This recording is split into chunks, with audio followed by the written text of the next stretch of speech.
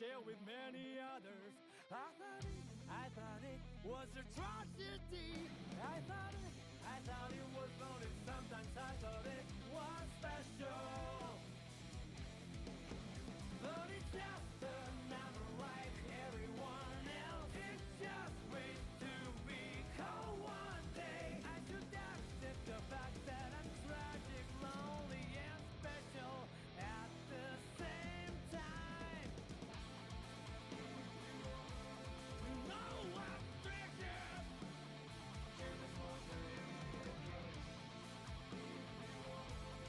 To bear pleasure. To the big one, it's all up to you. A mere speck on my vignette is an indispensable part for myself. Despite everything else, is undeniably me. For myself. If I want to feel it out, life will begin again. Every time you truth will be the world alive. So I know that there's no disguise. Even if I can win, I will never lose.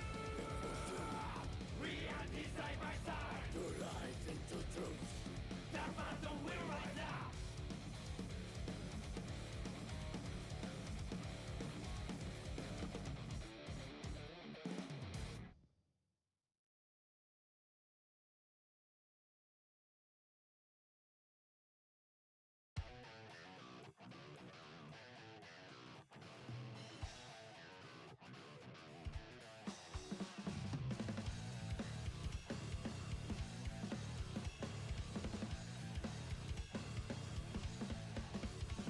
The darkness is pierced by the morning sun. That light is beautiful, and I mesmerized by it. But soon I can't open my eyes. But eventually, I guess you said, surrounded by precious things. The heart turns into stone, hardly stop. Bedtime story, happy ending game, just a snapshot in time. Life is a journey, not a destination. Enjoy the ride without sound downs.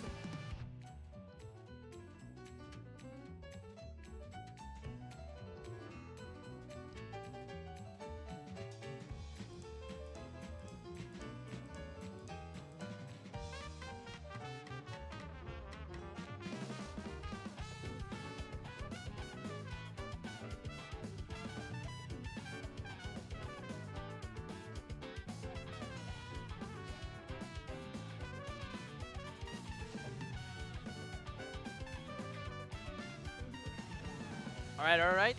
Welcome, everyone. Nice little Monday we're having, as always. And we got Strive ahead of us. You know, it's not Ace today because Ace is busy and I had to step in last second. So I was not planning on hosting anything today. I was planning to do other stuff. So, you know, came in last second. Stream at least the top 8. And yeah, so I'm not gonna stall for much longer, even though I kinda should, because one of my commentators is in the deadlock game, or hopefully the game's over now, but you know, we will never know. But I'll show you guys the bracket for a bit, I'll ping the players and all that, you know the vibes. Because bracket's almost ready, but the winner's side is set up with Pata and Son gonna be playing first, and then we're gonna have HDM and Resil, and then losers is slowly something. We have 2 players in losers, so you know, not much to stall around. I'm gonna ping the gamers, get them ready to join the lobby, and also chat. As always, we got the match arena, so claim those codes. We already got the base price pool in there. So you know, here you go. Craig already gracefully, you know, put the link in chat, so you don't have to do more than that. So just, you know, claim those codes, give these guys some love. And yeah, I'm gonna ping the players, hop in VC in a second. I just realized I forgot to put the bracket link into my thingy. So let me do it right now. I need to do some. There you go. Please work for me. Don't punish me for mistakes of something I should have done. Total imported players, 67. You know, we got 67 players, but not all of them checked in, so we got 64 only. Or only in quotation marks, right? But it wasn't a funny number. Yeah, I'm gonna hop in VC, you know, and then I'm gonna clutch it up until Yakur gets here. What up, gamer? Hey, hey. So How's it I going? gotta. We don't have Yakur because he's in a deadlock game. Oh.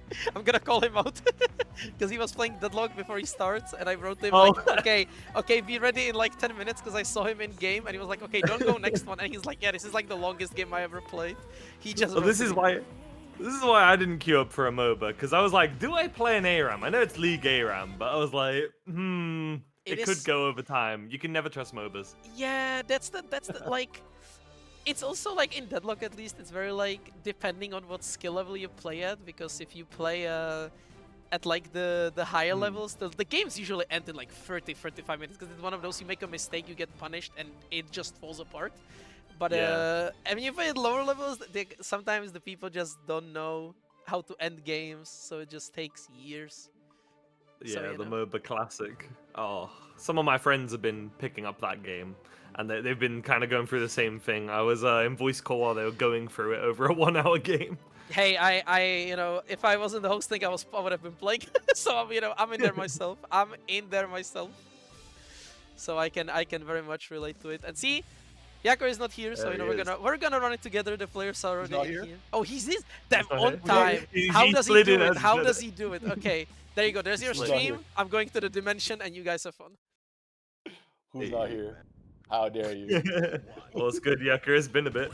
It's been a minute. I just lost the deadlock game, and that's not that kept between what's about to throw down PataChu versus Sun.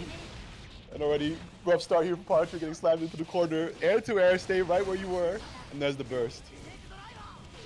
It's just not allowed to play to start things off. Sun got all the momentum, all the resources. What is Pat gonna do? He's gonna try to fight back, but to no avail. And especially just burstless now, gonna be stuck holding this damage. Just a really solid all-around control there by Son, not letting PataChu get in any ranges to start playing at all. And you can see how quickly that was with how fast he generated the burst gauge back. Yeah, absolutely. Speaking of, gonna have to spend that. Don't want to be eating no combo there. Sun is gonna have to though. Pata is on the offense. Oh, denied with that I.B. though.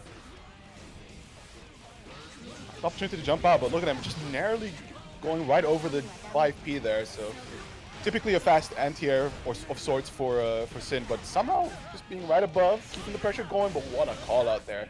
Ready to mash right after the record one, put you right into the corner. The tyrant barrel for the wall break as well. Running that positive meter bonus, all those resources. And Son only has a deflect shield here. Pat has those resources enough to kill off the throw, even in the score app. I think that's how we want to see things start as well, isn't it? First game shown on stream of the night. We want some nice even sets. No stomps, people on the content. It's definitely even in the sense of that they're really both swinging hard into each other, going pound for pound. One takes a really solid round, the other the next. And if the trend allows for it, right, they should see that Son take it over the other, but we'll see. As footsies are being played out now, the patience there from PataChu being paid off. Gonna be responded with the burst from Son, but still a little close to the corner, and once again getting tagged out straight into the tire barrel. That's gonna be a wall break with the positive bonus, but look at the resource, right? The lack of stamina is gonna make conversions a little bit difficult. Yeah, you're gonna just have to be going good old frame traps, because Sun is gonna be kind of desperate to make something happen in that little window where Sin doesn't have anything. That's your opportunity point. Can Sun find anything? Oh, Does find it with the overhead. Insane little bit of mix there, but opportunity here for PataChu, right? Not a hard knockdown, immediately spending the BRC, right? Get in the face. Nice frame trap, finds the opening, trying to dish as much damage, get to the wall, but look at the burst gate coming back up. Decides to try and bait it out, but with the patience, reversal. Spends the full cash, try to be safe, but there is the anti-air. It's gonna have to go for the DP, or sorry, excuse me, for the burst. One little interaction could end it, and will. There you go. Pata takes the first game. They're going already so fast to kick things off with, just like you said.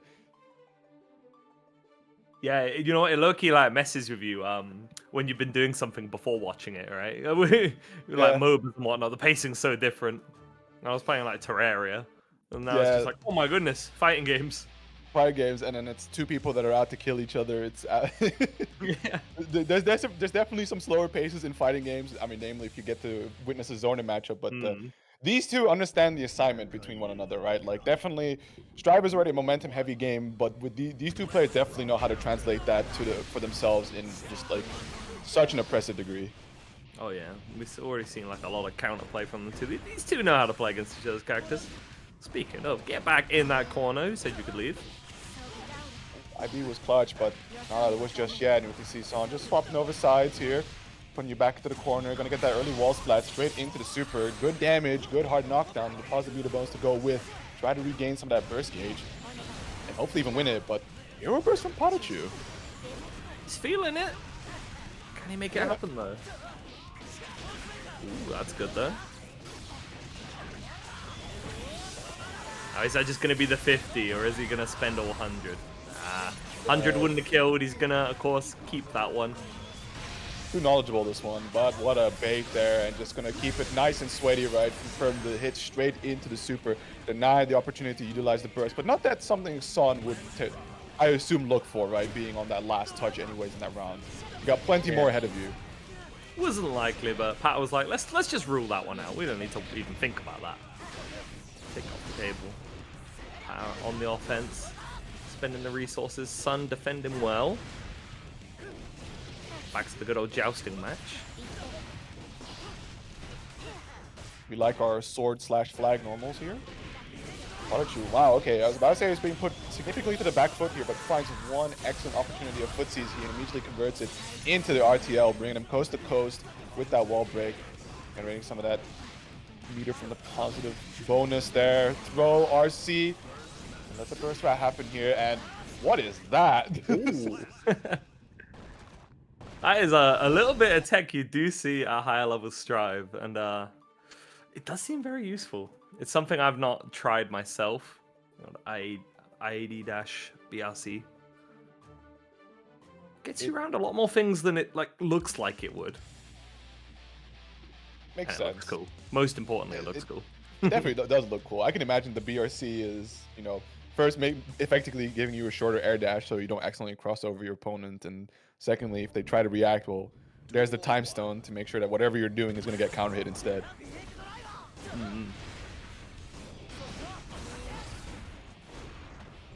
And look at the attention to footsies here by PataChu, right? The patience to play at full screen. Understands that Ramlethal can play at slightly superior ranges, so you're just going to have to wait for your opportunity to strike, try to slowly push in forward, and at times, right, look to just tag them. Son's trying to find those moments, but Pata is relentless here. He's on the pursuit, takes a cheeky bite to eat. Always fun that he kept those frame kills going, even though generally it's like, I feel like it's documented what it does, but the RNG doesn't really allow for too much optimization behind it. Yeah, for sure. I feel like you're just sat there hoping you get ice cream most of the time with Cine. Ice cream just gives you tension, and you're like, I'm not gonna complain about that. Yeah. Ooh.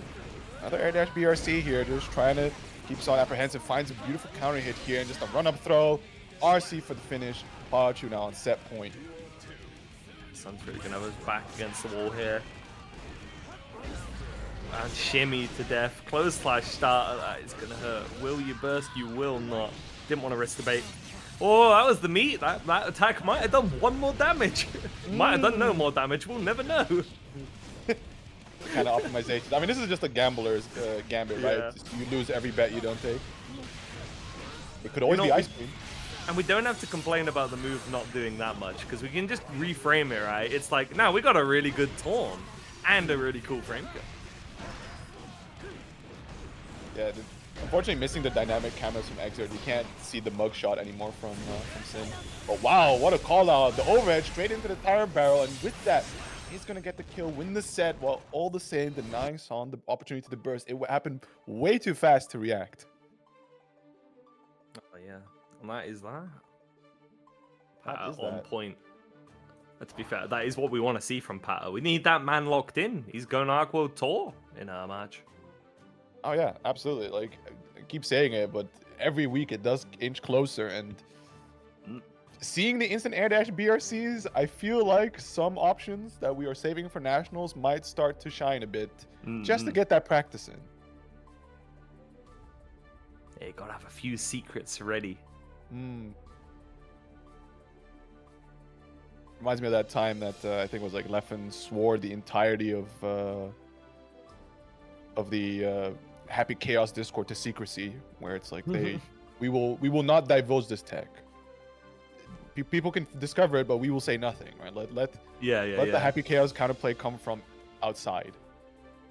Yeah, there's been quite a few cases. I remember there was one with LK and some very specific Biken tech where it got posted on Twitter. And LK was like, "You don't have to if you don't want to, but would you kindly take it down until after this major?" It's like, it would be very nice if this very secret tool that I could like use to win some games is not publicized and practice against. Yeah. That'd be awesome. The funny thing is, I don't think it always gets used either. It's just literally like, I might use this. Keep it a secret for now. It's just one of those things where it's an interesting just like split in the culture, I feel like, because both are very valid options. One, you want as much tech of your own character out there so that people are practiced into it. Yeah. And that it then, so they're going to offer you better quality matches, and in turn that's going to make you the better player. But at the same time, right, especially when you're at the peak echelon of competition, you'd hope there's some stuff they don't know, so you can just just use it and it works. Yeah, I agree fully. You want to share almost everything, and then when you find something new, just keep it a surprise long enough for your next event, and then tell people about it. Ideally, show it to people at that event. Get on stream, show it off, and people be like, "What the hell was that? Yeah. Why did they do that?" And then they name the move after you. Yes. God, that'd be cool, having a move named after you. Yeah, it doesn't really happen not too much in fighting games. Like, yeah, because immediately what comes to mind is like just the insect, right? Yeah, I was about to mention the exact same move, the insect. The Mad Life, yeah, stuff like that. League has so many of those.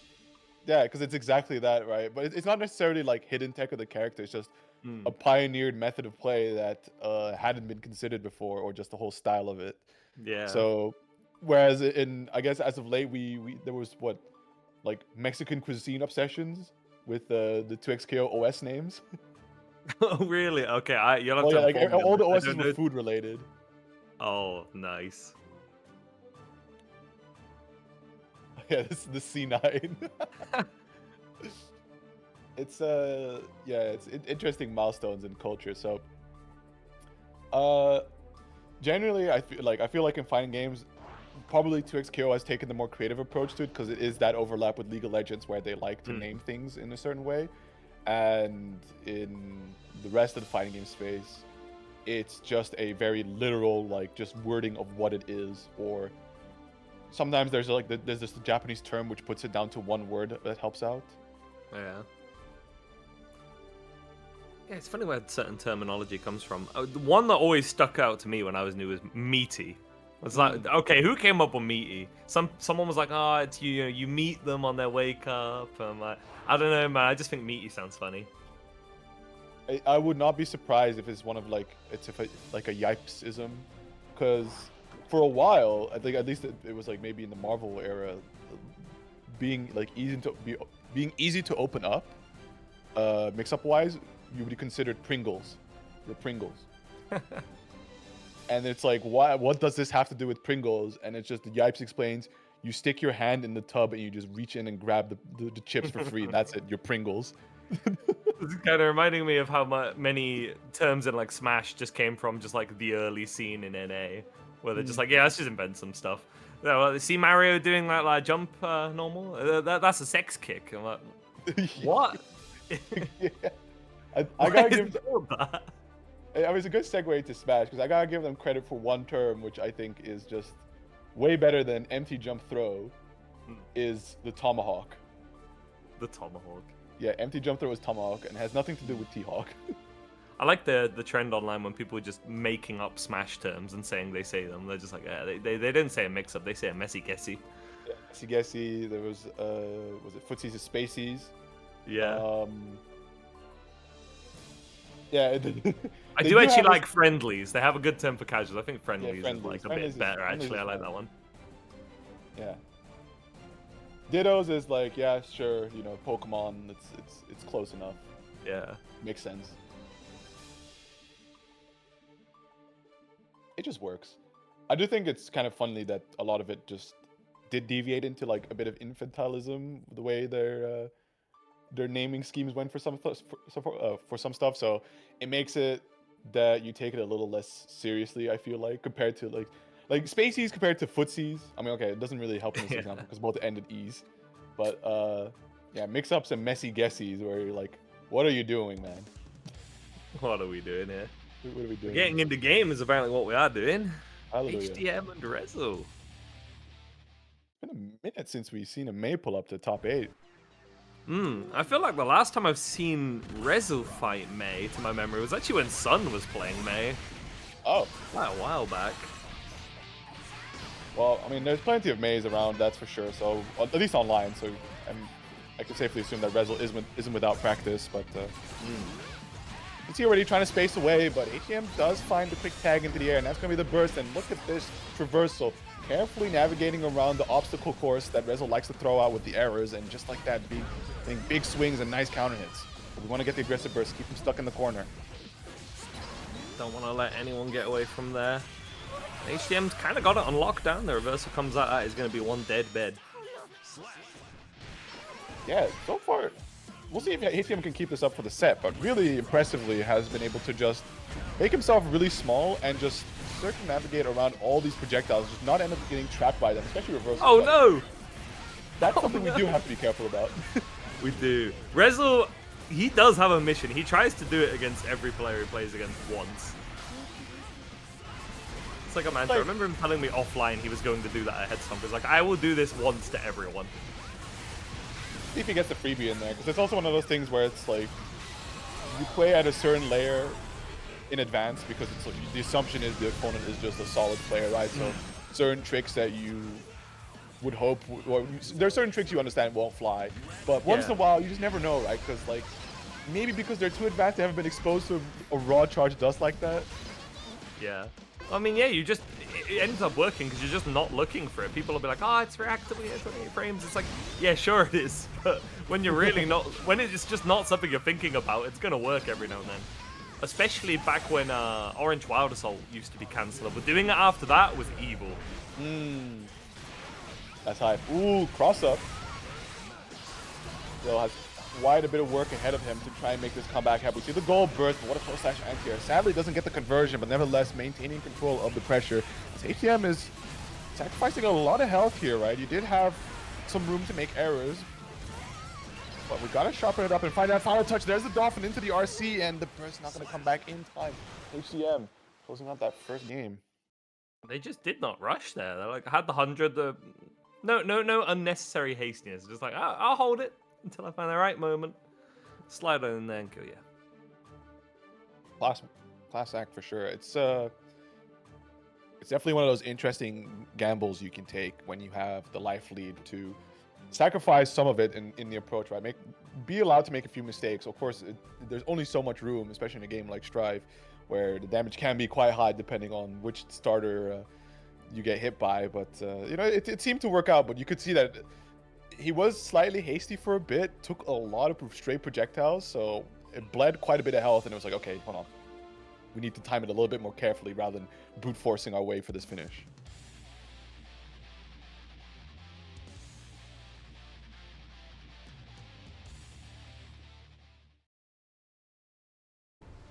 Right, game 2, HDM's got the favor. Ball's in your court. Resil there starts things off strong. Good chunk of damage, gets the corner spacing. HDM's just kind of under control at the moment. Yeah, locking him down. The guard crush pressure going. We see just constant uses of FD to at least try to get a little bit of push, try to survive some chip damage, but to no avail, as I think more up until now, most of the damage that has been coming out has just been those chip damages and the bombs staying active despite the punish. And that's something you're just not always used to looking for in Strive, because generally that's not what happens. Almost any time you hit someone, projectile's gone. But okay, that installs on. It's we're playing Guilty Gear Bedman now, so definitely adhere to its rules in the matter. Oh my God, Resil out to make a statement here. This was an absolute speed run of a game, making it 1-1 already. So maybe a bit of a diesel engine, right? Needing that first game to get up to speed, install the information, but yeah, just locking down HTM, and I don't know. It definitely seemed that HTM didn't really know how to break away from the Bedman pressure. Like a lot of it was just content to sitting and burying away, using FD, but not a lot of distance created. Plus, not a lot of chip damage survived. Yeah, it could be a concern because previously on HTM's win, most of the wins came from just like winning in neutral rather than from defense. So that's going to be a test. Resil's going to probably look to exploit that now. Like, hey, do you know where you want to RPS to get out here? Are you confident RPSing, even if you do know? It's always a test. Definitely might have been something that Resil picked up with that first charge dust being like, oh wow, that just hit. So could be one of those styles of players where definitely Mei is a very enabling character to be very proactive on the screen. A lot of swinging, a lot of doing, and while that can net you a lot of success, especially with the way the anchor likes to swing and how hard it likes to swing for, if you are over reliant on that and haven't done your homework on defense, right, it's gonna hurt. It's gonna show. Oh yeah.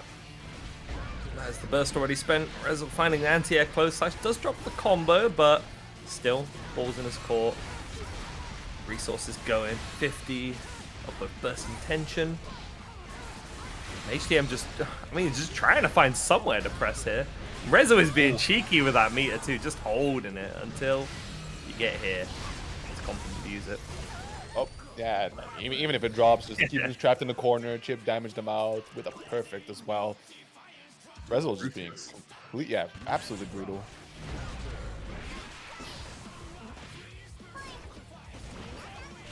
See what HTMM can do with a bit of momentum, but unfortunately the handshake, just no return, and immediately the punish there from Resil, trying to drag HTM into the corner.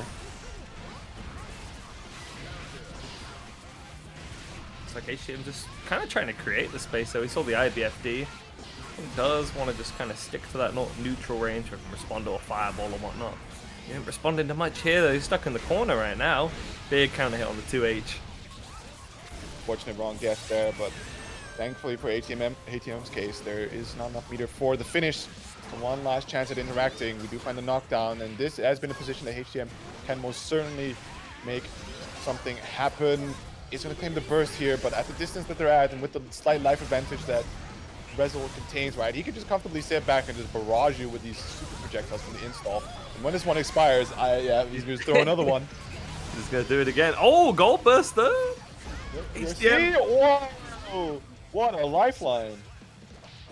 Sent it on that anti-air 2H. And I mean, might have been expecting it to be blocked and just take his turn back, but recognized that counter hit, just went in for the kill. I guess he slowed down maybe just a little more than what Resil was prepared to handle. And now trapped it to the corner, waiting for an opportunity to just try and move on out, and just like that JS, oh my goodness, it's just an old change at this point, but the vacuum hit on it has just been so wondrous for everything and anything that Bedman likes to do in neutral nowadays. Just making great use of his tools, always finding a way to worm out his way out of trouble. JD crushes whatever May tried to press there. There's Resil with a 2-1. Yeah, I think it might have been. Whatever it was, it definitely wasn't disjointed. No, I'm surprised. I feel like if your opponent's directly above you, especially at that height, you just send that 2H. Nothing stays active for a billion years, and especially if with bedfall, right, being the dive kick-like function, it should have gone the anti-air, but hey, hindsight's 2020. But there's still one more game. HTM, maybe you've got the necessary intel. What's the plan? Yeah, I think you said it earlier as well, where it hasn't deviated too much from that, in the sense that HTM suffers heavily under the pressure from Resil, so it really looks to play the neutral aspect of it, where He's had a lot more success finding these hits, getting these conversions going, and then the pressure has also been quite solid. But generally, like, the rounds that he's won has been these neutral approaches, being able to use the resources in those instances rather than having to sacrifice it all with a vain attempt to try and push Resil away. Yeah, plus gonna need to aim to keep Resil pinned down. Resil has done quite a good job of escaping pressure. If he's not getting hit, he's finding a way out. Once Yeah, again, I think it's- testing space. Yeah, go ahead. At the same time, it's like, what HCM hasn't been exposed to is the Resil 2P match, right? It hasn't been pushed to that degree yet. Hey, Resil may be saving that one. Ooh! Doing a little backdash, avoiding the throw there, and great conversion with it as well. We'll go straight into the install here. Has a bit of work left before the health totals are equalized, but with the chip damage, hold on, the super gaining an opportunity. Oh, the 2P mash has come out there. It's like, that's fake Oki. Don't do that to me. I know. I have studied the sword. Alright. Momentum burst, but the run up snatch with the OTG to finish it. HTM really believes in the chance there to try and close it out, especially with like the pushback from burst. HTM would have been in a prime position to try and out neutral for the win, but now set point, no burst available, and already under the control of Resil. This one is going to be a tough one for HTM to break away from. Resil's got all the tempo right now and is about to have all of the resources too. This is looking a little bit dire for our Dolphin friend. Yeah. Oh no. Counter hit. It's not going to kill. I have to go for the reset. This is... You don't want to be here. No, you really don't. And just like that, the tomahawk. The tomahawk. Able to finish that 3-1 there. Sending HTM down to loser's side. So not the last we're going to be seeing of our Dolphin friends.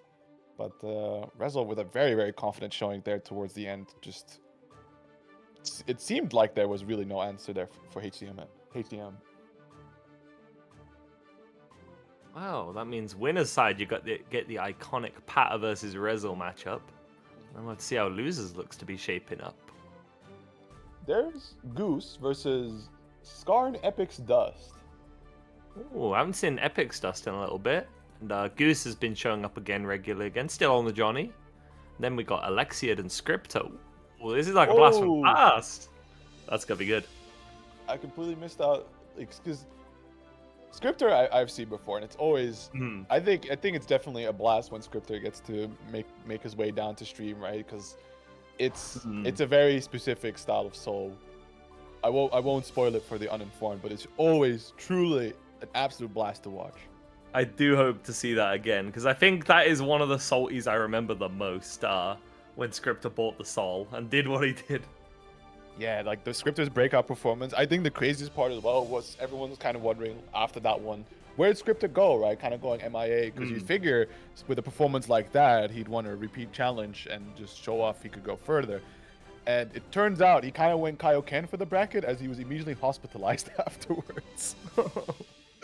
It's this guy is, you know, the whole body involved in the play. The Kaioken times 20 play. Exactly. Wow, let's hope there's no hospitalizations in this bracket. Guilty Gear Strive number 159. Yeah, slowly creeping to the big 200.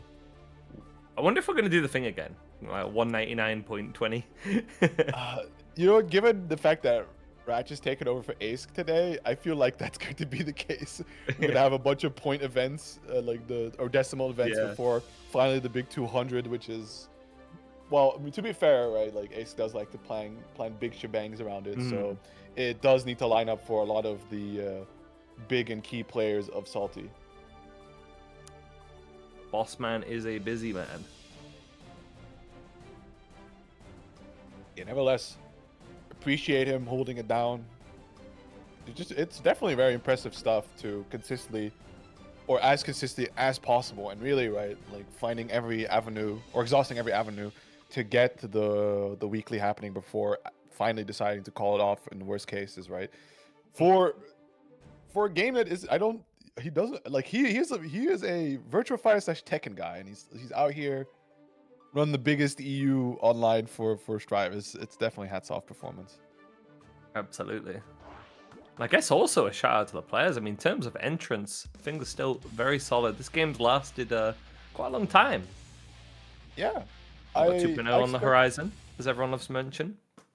yeah, I expect definitely a kick up in attendance when 2.0 comes around. Like everyone's kind of started going like, okay, 2.0, don't really like the current state of Strive, so we'll wait for 2.0. When it's Yeah. definitely it's like definitely still like Strive, just not right now. But 2.0 saved me.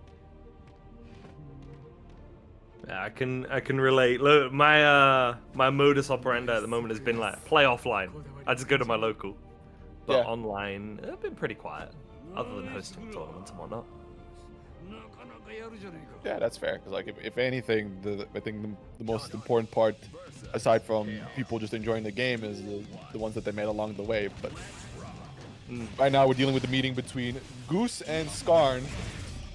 And usually the curse is applied, setting up for the approach here, and just able to find that throw just as the sanity is expired, and he's going for the burst here. Does not want to let Skarn get started at all. It's back to full screen with you. Both the bursts spent. Skan's in command right now. Gonna get them resources back. Goose does have 50 though. Make something happen. Or what? Yeah, we'll see if the opportunity presents itself, but not taking the finish there to transition the screen. Instead, going for the slumps. Skarn. Wow, okay, that's somehow able to get the super out. I felt like it should have been a side swap there, making for a execution error there, but immediately spending the full stick of butter there. Great conversion, keeping Skarn trapped in the corner now, and with the instant overhead, close out the first round, preserving that burst. All back off the back of that meter expenditure. I'd see. Hopefully, Skarn is not like, gotta come back from this. Sometimes you just gotta ball out, spend the full stick of butter, and just do some insane damage. But look at the control here from Goose, giving no opportunities for Skarn to try and slip out from the corner. You're gonna stay here and you're gonna like it, and we're gonna leave until I say so. Skarn kind of accepts fate there. It's like, right, he's got 100 meter. We're doing burst RPS. I'm not gonna risk it. You know what? Go next. Go next. We'll save it for next game. We'll be fine. Things did look good for Skarn too, so I definitely believe I can bring it back. Yeah, certainly the start of that first round was looking rather solid. But yeah, it definitely fell apart after that first reversal and then the full expenditure for just closing the life deficit. And then Goose overall just being very much in control, right? The momentum base swinging in either side's favor and just running away with it. That's a big hit. Goose looking for the burst there. Doesn't find it. But does have... Ooh, there we go. Bottom corner. Cheeky fast that's the end of the low. Skarn forced to use that burst now. We'll pick up off the counter hit Messfinder there, and sadly can't quite capitalize after the card set. The PRC too strong on the slowdown. Able to barely avoid Messfinder there, but doing everything he can to just try and dance around. It does finally find a shot. The tap does to catch what I presume was a backdash. Going into Deus Ex Machina, reloading the bullets, and gonna get this hard knockdown. It should be a good situation to be in. Just needs one mix to land, but the backdash 2K. Reversal of Fortune, tappy wappy landing. Imagine Goose can have a killing combo here with that Wild Assault. That almost looked like I was about to drop for a second. I was like, Goose? Goose? But Hey, I get we got a style, but like, relax now. yeah, sometimes you go for something very specific and then it's like, hang on, I ain't got enough frames for that. Quick, 5p, 5p. Oh, beautiful frame trap. So much damage being dealt already. The burst is available for Skarn here, but has to survive this screen transition, right? The hard knockdown. It's just going to go for the card set, keep it nice and simple, especially with the burst available and the throw coming out. Just no opportunities given here. No quarter allowed. It was deja vu again, YoKai. Just like with the first game, that first round looked great until suddenly it wasn't. And then second round, Goose just like Operation Speedrun. Yeah. Any percent. Yeah, it might just be the nature of things as well, where both of them can run momentum quite well. It's just that the way Goose is piloting in defense is where the differentiator is starting to show up, right? Able to survive the pressure. But also you can see the way that Goose likes to extend with some of these misfinders, which are largely call-out based, as well as just cards being not respected by Skarn that I think that's the kind of thing you do want to do as well. I mean, not to be like HP, but Johnny is a fair bit more durable than Happy Chaos, so you got to take a few gambles. That's fair. And when it does pay off, you're like, hey, now it's balls in my court. Happy Chaos is quite a squishy little fella. Certainly. Ooh, nice 5k there. Good to tag the vault there. Gonna set up into the curse. However, doesn't quite finish his food, but keeps the pressure going. Will reset to go along with it. Great deal of damage, but no bullets. He's gonna have to spend that resource to try find reloads here. Didn't find an opportunity to Deus Ex Machina, sadly, and out of focus as well. This is not looking good for Skarn. It's rough. You just don't want to be in that kind of situation. Goose wisely recognizing the resource situation and just keeping the pressure fully on. Pedal to the metal. Skarn cannot breathe. First baiting, but very late burst from Skarn. Is going to give him a lifeline here, but we see the momentum burst come back out. Wants to deny Skarn any opportunity to get resources going. This is as weak as you can get Happy Chaos, and it's time to capitalize it as far as you can. Only 2 bullets, a bit of tension left. Trying to do the most from the curse. Tries to go for the tap dust, but the distance not right. But the 5p in the air. Doesn't convert it back down to the ground. YRC offers a pause, and there is the throw. Goose closing it out 3-0. Such close HP values again. Goose always just managing to find that way. RPS and better. Better, stronger, and with more HP to take gambles, as you said. Yeah. You know, some people don't like it when you say it, but HP is a resource. Like, I don't. Who doesn't like it when you say that? Because it's absolutely true. low HP players sometimes. Yeah, probably. They're just like, no, it's my like, but it's not for me. It's not a resource for me. It's a resource for you to keep playing your broken ass kit. They're compensating for it somewhere, and it's going to be in the HP and the fact that you get 2 touches to live. Make it count. Looking at a certain ninja who's quite strong this patch. That said, have we got him in top 8? I don't think we actually do have him in top 8. There is no chip. Nope, doesn't seem to be the case this time around. I feel like who do we got left in EU that really reps chip like that? It's like what comes to mind is Scarf. Yeah, who we haven't seen lately on Salty, but he's still around, right? Wasn't gonna miss the home tourney upplay, that's for sure. And in chat, Voltan as well. Often regularly still entering the brackets. Zin, true. Oh yeah, Zin was that was an interesting one. Which there's like OGs that are sliding him back into the game. So for me, they're completely new names. Is that? Hold on. That is Venom. You know what? I had forgotten, but I did see Scripter had been uploading Venom clips on Twitter.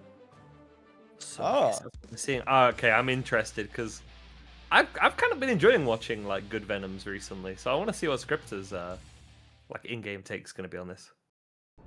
Yeah, because definitely Scripter has a method to Soul, which is hectic to say the least. If it's anything like that, we're in for a treat. Yeah, exactly. 1-9 in the set. Okay, we definitely got a Venom to look forward to then. Solid anti-air, just narrowly avoiding the balls before they come in and become a major problem, right? Very tricky to anti-air Venom, thanks to it, but does end up getting a confirm here, going to drag him all the way into the corner. No wall break just yet, but that's just fine for Son. Cover the opening there. Alexiad just with that double sword slam. Crushing him. I said Son by accident. I mean, Son is pretty notorious in the brackets. You start. I did this once with Resil. I called Bedman Resil. The character. I called the character Resil. It'd be like that sometimes, but no, it's Alexiad, excuse me. It's just been a minute since she's made it all the way to the top 8 like that, so good showing for sure. Especially against Scripter like this, right? Giving him a very hard time to put on display, I guess, whatever it is that he has cooked up on this character. I had the meter, just went, you know what? I don't care what you're going to press. We got 100, like, hold this 9-frame reversal real quick. Sometimes you just gotta hit him with that. It's like, whatever happens, yes. Honestly, I rate him. I wish I saw it slightly more in Gear. So you just gotta sometimes. I know a lot of the time people aren't expecting it. They'll be like, no, this is high level play. We wouldn't run up and do that. Gain ourselves to do this. We would never. We would absolutely do it. It's the best kind of it's the best kind of Oki you could run, right? Just super into RC where it's like, try something. I dare you. Absolutely.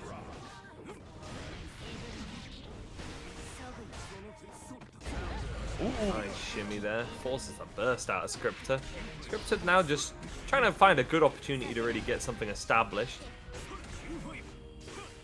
Yeah, like Alexiad's game has been so oppressive. She's definitely never given an opportunity to Scripter to really demonstrate what the plan is on Venom, right? We see some ball sets, we see some pokes, but like the Scripter that I'm familiar with the soul play, it's he's missing.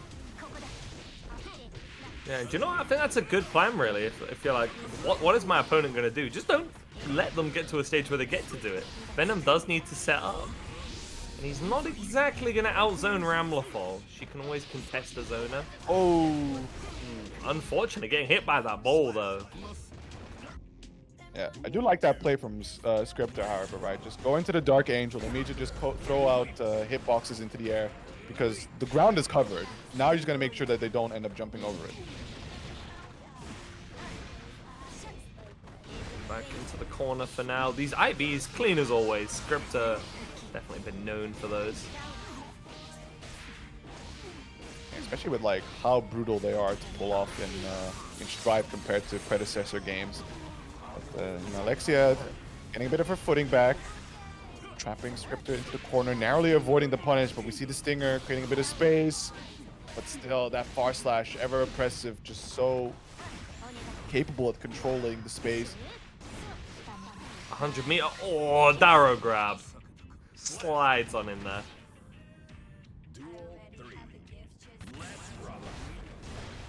Wow. Air IB. Air IBFD is certainly a round start. I mean, it looked cool as heck. Yeah, definitely the jumping forward while maintaining a defensive posture. Very humble, very demure.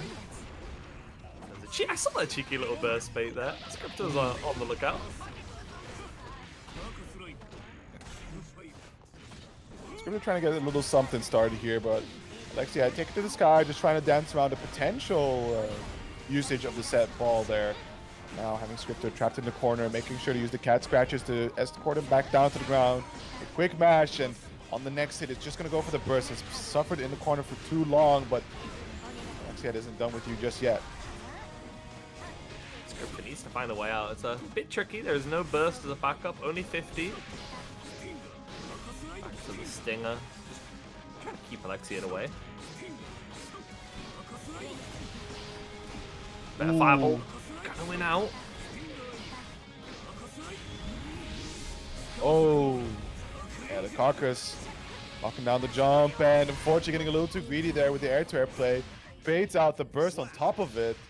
And Scripter, it did take a while, but eventually he did get there with that first game, so we'll see if he's all warmed up now, especially into Alexiad's play, because a lot of stinger aims were coming out there, where I feel, as much as it was trying to get a bit of chip damage going, it's to see if you can check the shooter, the sword shooter there to prevent from being trapped in the corner for an extended duration. And unfortunately, the time he decided to go for Carcass, that's exactly when Alexiad shot it.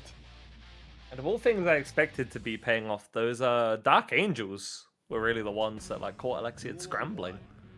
Been hit twice by those. Definitely gonna have to be on the lookout. Nice IB dash run up to call out the rock there. Doesn't lead to anything, but it was cool. Yeah. Ooh, wow. The bravery there.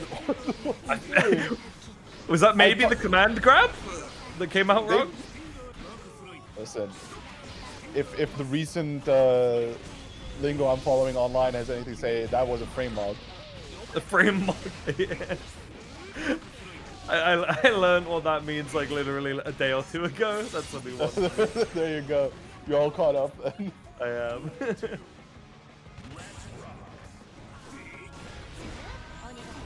Oh, sent to full screen. I don't think Alexiad's going to be too upset about that. Undeterred. There we go. Get the knockdown. Dab on him. Wow. Great 6P. Would get a little footsies going. Using it to convert to the corner. Does jump out, and you can see the patience from Alexiad being awarded with the anti-air. Not craziest conversion, but still. Scripted trapped in the corner. Does allow for quite a bit here for Alexiad. Going for the aggressive burst. Wants to keep him locked there, but unfortunately doesn't get the air throw. There's the command grab. Up. Oh, Oh, do it again. What? Oh, now it's the air grab. What is this? Is this How the we doing? scripted play? I mean, it's working. Yeah, I guess. Like, the one whiff that was ready to PRC air throw. It's certainly an option.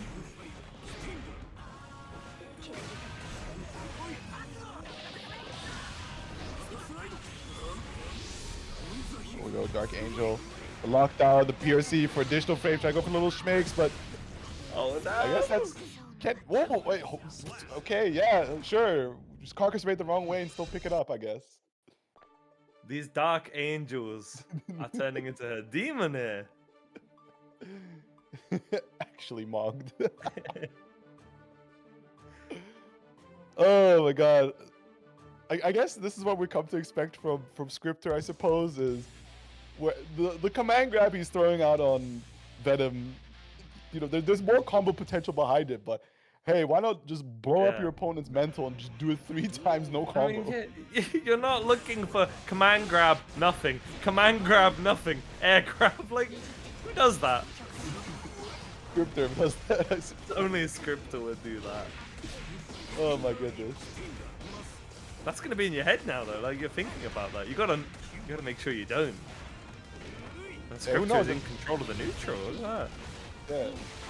And who knows, right? Like the whole command grab incident might be just like the layer 1, because now you're looking for it, he's gonna do the next crazy thing. Yeah, I just don't know what to expect. I'm sat here like, what do I say? Yeah, what do we say? It's like, okay, he's poking, he's stinger aiming, it's definitely doing some damage, but like, when does the scripterism start? Yeah. It turns you just into a spectator instead of a commentator. It's like, what is he gonna do? I'm so paranoid. When's it gonna happen? I need to know. I need to know how scripter works.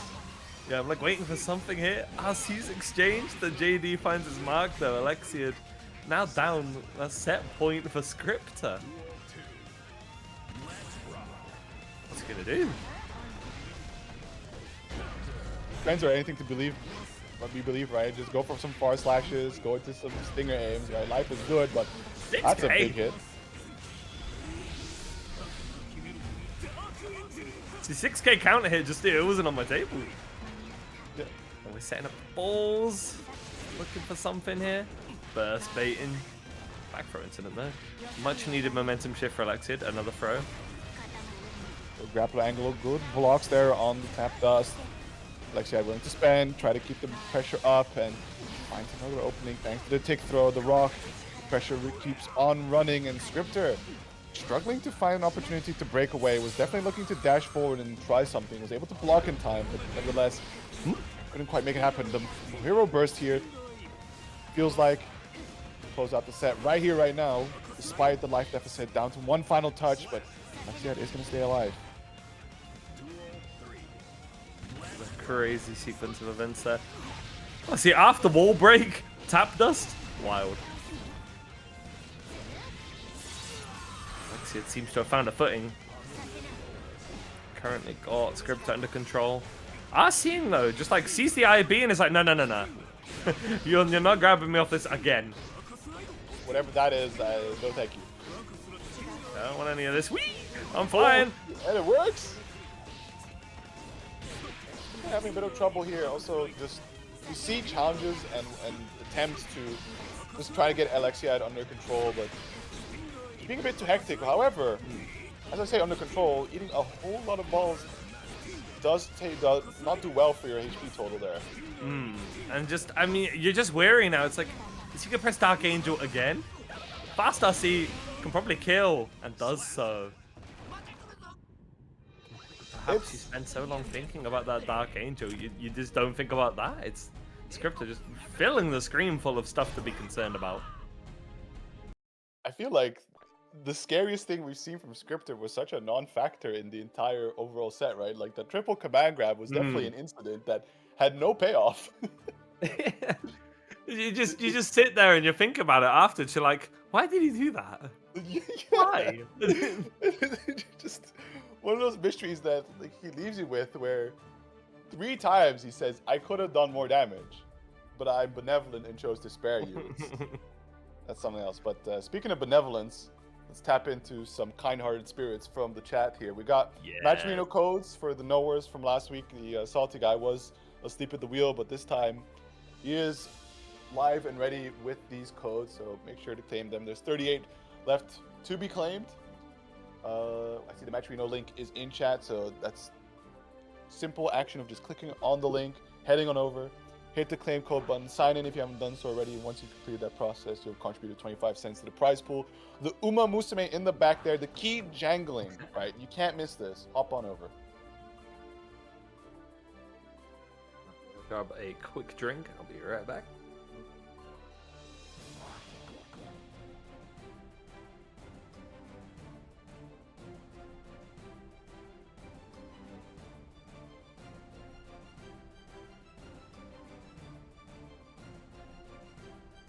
Let's see what we got coming up next. So,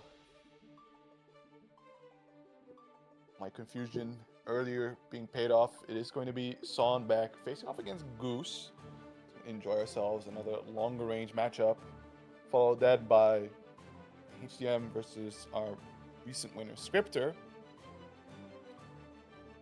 And with that, I believe we would have our losers semis prepared, to which we can then return to our winners finals, where PataChu and Resil are going to be waiting for quite a bit longer, actually. And it's always one of those things in onlines where just that pause between the winner's side making it into winners finals and having to wait the entirety of that loser set before you can hop back in. It's one heck of a thing to actually get back up to pace, and you would be forgiven to take a game or two to actually get the engine running once more.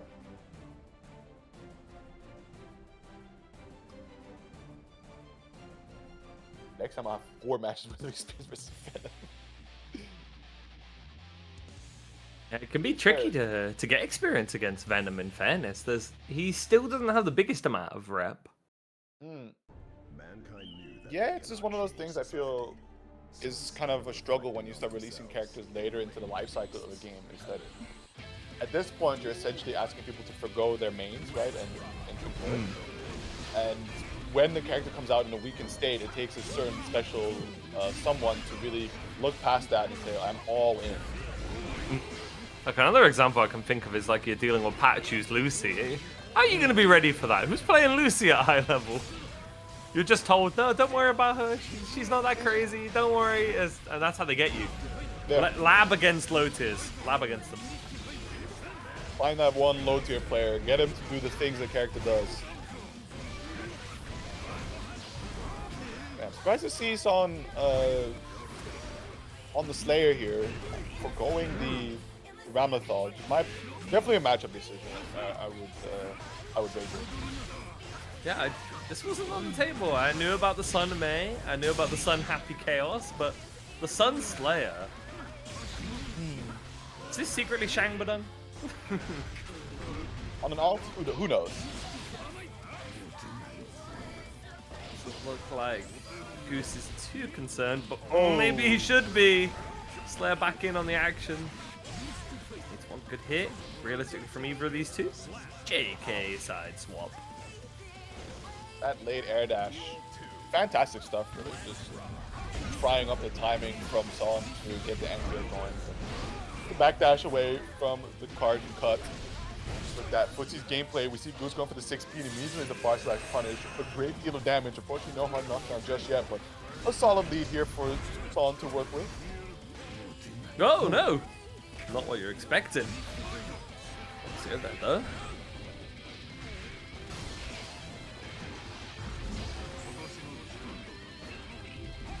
BRC shenanigans here. Gets the Minecraft backdash though.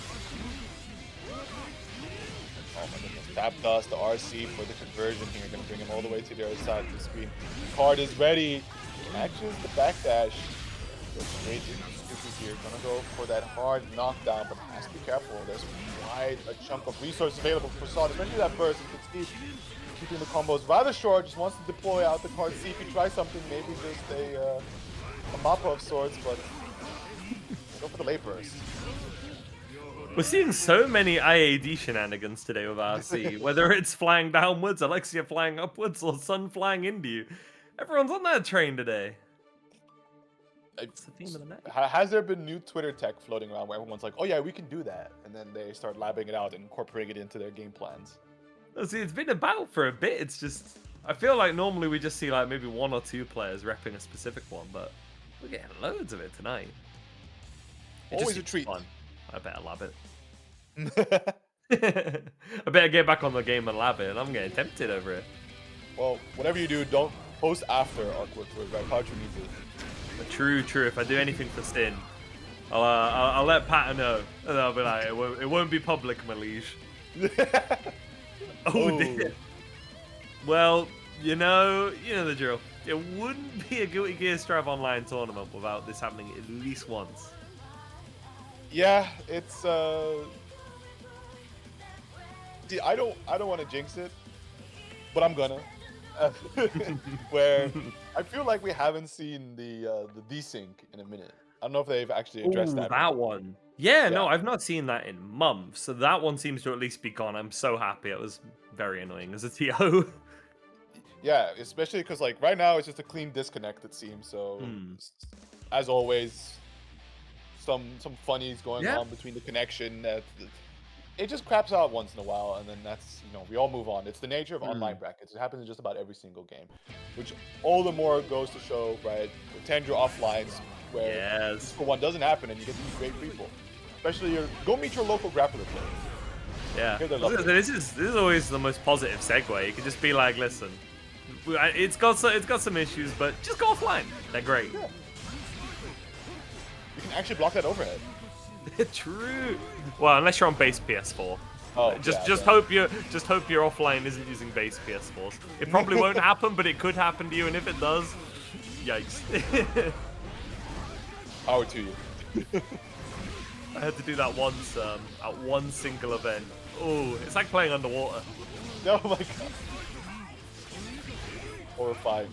God, barely dancing around the sword cut, but unfortunately, jumping in from a little too high with that button does allow for the throw punish, and go for the burst here. Interesting from Son, believing in an opportunity to make the comeback happen, but you can see Goose is pretty comfortable just zoning it out, playing around the misfire, just needs that final touch.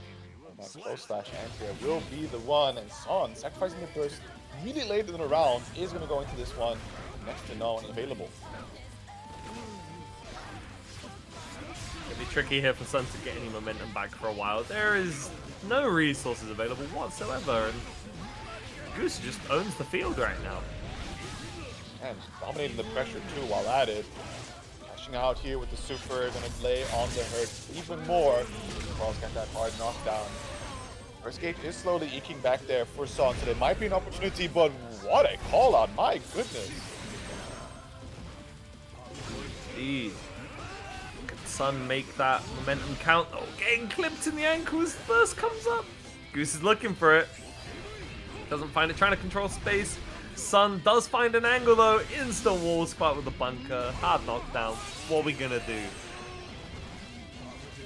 Goose might as well just burst up a safe jump, but gonna go for the bite here. So one major counter hit could spell disaster, but just patience. The power bunker, sadly, he was ever so shy of the meter to RC it. And Goose was like, "Oh, quick, mash, get the punish." I appreciate the Sun bet it all, because I mean, if Goose had mashed, he won the game, or won Yeah. the round. Yeah, I know. I think you just bet it all, like on two aspects. One, if Goose mashed, like you said, that's a dead Goose.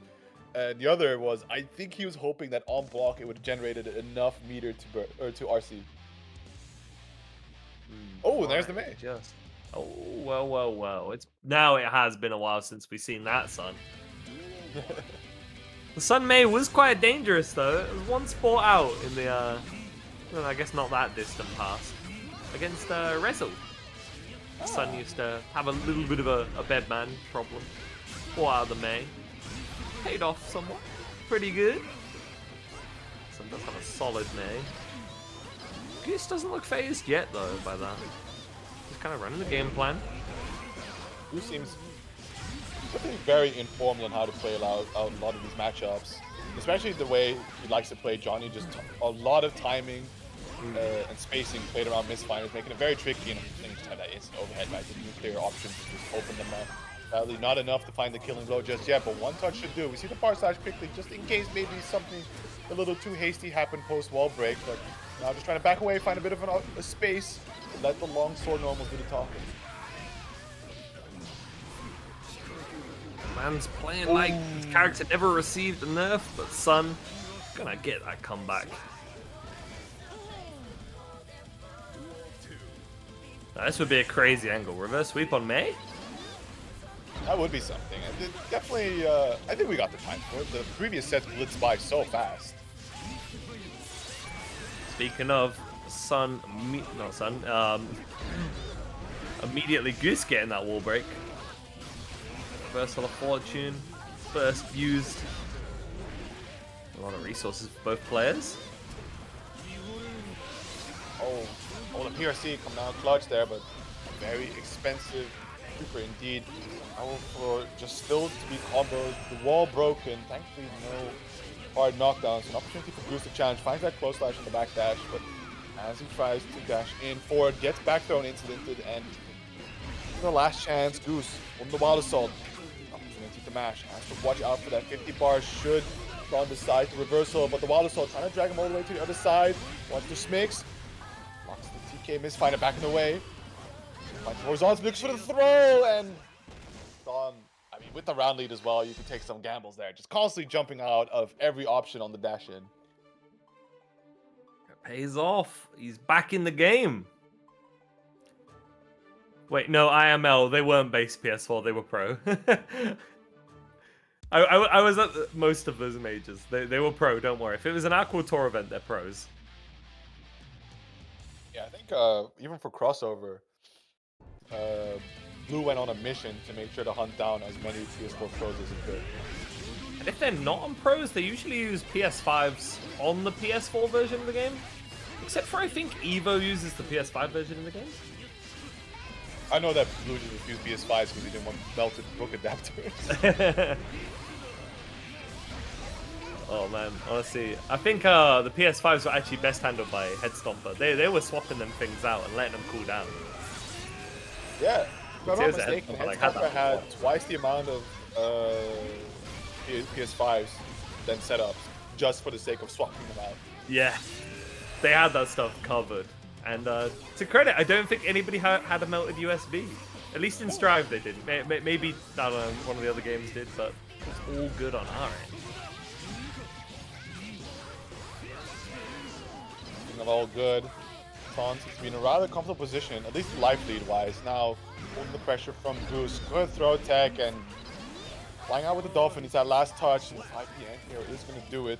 As Goose is really struggling to just close out this set. The May pick, man, like, this might be something that Son's beating himself up over, where it's like, why didn't I just start with this? Yeah, this momentum seems to be paying off here. Yeah. Goose is, I don't want to say struggling, but not quite got the same spring in his step that he did before. And Sun has done some adapting too to some of those tendencies there. I mean, I think for one, not being like locked to the ground in terms of it being your best positions to get your normals out. Makes it harder for Goose to be able to use specific types of misfinders, where, as we've seen, it's been a key part of how he likes to play the mid to long range. Ooh. Seems like Goose now looking a little bit more to catch those fuzzy attempts. That did pay off. We're now back to a point where Goose just needs one more round to win. End this onslaught of dolphins. Ooh.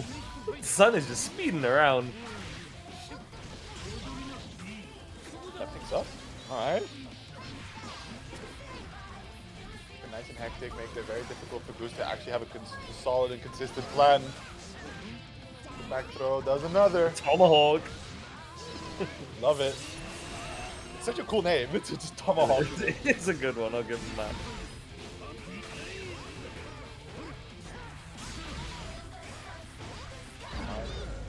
Nice, what a call out there. The patience looking for the burst, but Goose with the delay. Has to go for the throw, gets baited out, has the PRCs to cover for it, but still, Son is right on top of it, letting no opportunity slip. Is going to bring it down to the final game, has made the reverse sweep almost realized. Could just do it. Could just do it. Maybe it's just a strategy to further ice out the winners finals players, right? It's like, wow, this bracket is going by way too fast. We need to make some comeback factors happen. Let's put my Slayer out there. Okay, not too hot. Yeah. I meant to play the Mei the whole time, actually. Tactical sandbagging. Sandbagging for content. Real. I know how Son does it, but you can start hearing us yawn a little bit. Like, very chill bracket we have today. Sometimes I do feel like people do it to an extent, like in good spirit. Like you'll see a little top player sitting happy in winner side grands, and then their opponent gets to them and they're like, you know what, I could spend the whole of winner side just messing about, playing whatever I want. And they still try to win, but like it's not their main. It's not even their secondary or maybe even tertiary. Then they go down to losers inevitably, and they're like, all right. Oh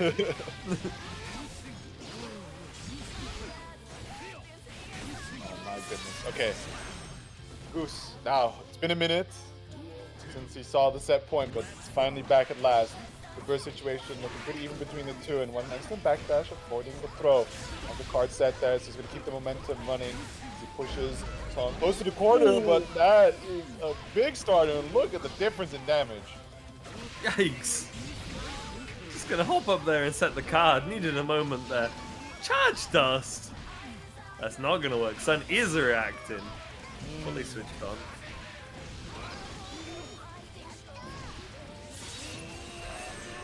I survived for now, but I think it's one where he just hangs on to the burst. But that went by so quick.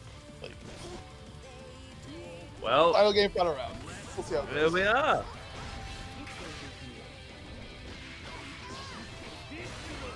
Son's forcing that burst out early. Got the momentum. This is fucking back. Ooh, big count it. Has enough time to backdash. Punish on that whiff throw there, and that's a brave back air dash there from Goose, especially just charging up that 6H like that. Move on forward, gets a brief touch, but no conversion into the knockdown. Goose doing what he can, needs to chip away at this health, get a little bit of a life lead going. He's gradually just making it happen, but like, you know, one wrong step, and it is Mei Guilty Gear, who is just going to press heavy that button and do all your HP and damage. Yeah, that ain't no heavy slash, that heavy smash. Just crush your skull. Oh my goodness. One instance of chip. It's not even chip. Yeah, just a JP. That's that. Ooh. There will be no uprising. The Mei will not bring it back. But it was damn close. Yeah, that's it's one of those situations that Goose is probably thankful that he was 2 games up, because that gave him 2 games to spare and observe what Son was cooking on the Mei to formulate the counterplay in this final game. That even then, right, it was still kind of nail biting. It did seem like Goose was very much in control, right? Like, he did get the press, a lot of buttons, constantly misfinder dancing around, but really, especially with a character like Mei, one wrong misstep and she presses one of these buttons like heavy slash, and you're gone. Yeah. We're just not meant for the mortal world at that point. We get hit by that kind of button, like, it's over. Sayonara. Looks like I've got Scripter back on the sticks. Yeah. May again, that'll be HDM too. The May action does not stop. See, I just had to make the remark. It's like, wow, it's been a minute since we saw May in top 8. Now there's 2. Yeah. Always the way. Especially in EMEA. Mm-hmm. It's not see a character for ages. There'll be 2 or 3 of them. Why not? Who can we summon out in the next time we want these? We haven't seen Nago in a minute in top 8. Get any. We have not. There's not too many Nagos. Next week, get the Nago shooter in here. Get him to show what's up. I can join my Nago. That would be fire. now that's been a hot minute since we've seen the Tiger Nago. That would be something. This close to AWT finals? That's hype. No, that's the tech though. I mean, they're going to finals as well, aren't they? So that's true. Just play some secondaries. Don't let out too much tech. But like the known secondaries are like Happy Chaos and a.b.a, right? I feel like the Nago is the shadow pick you just do not reveal at all. Yeah. Secretly, that's actually Tiger's real name.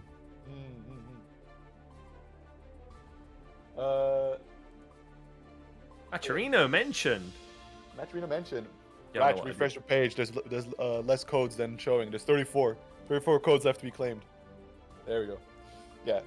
So still quite a chunk, and we are approaching near the end. To be fair, right, we did start around the top 8 portion, so we've got a bit of catching up to do.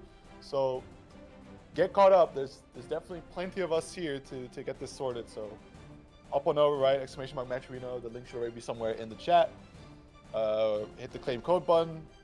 Sign in if you haven't done so, and once you complete that process, you've contributed 25 cents to the prize pool, right? Every little bit helps, and you'll be supporting the players that are coming in, week out, to put on some quality Guilty Gear Strive entertainment for y'all for free, right? The money's for free, the entertainment's for free, so just come on, a little bone.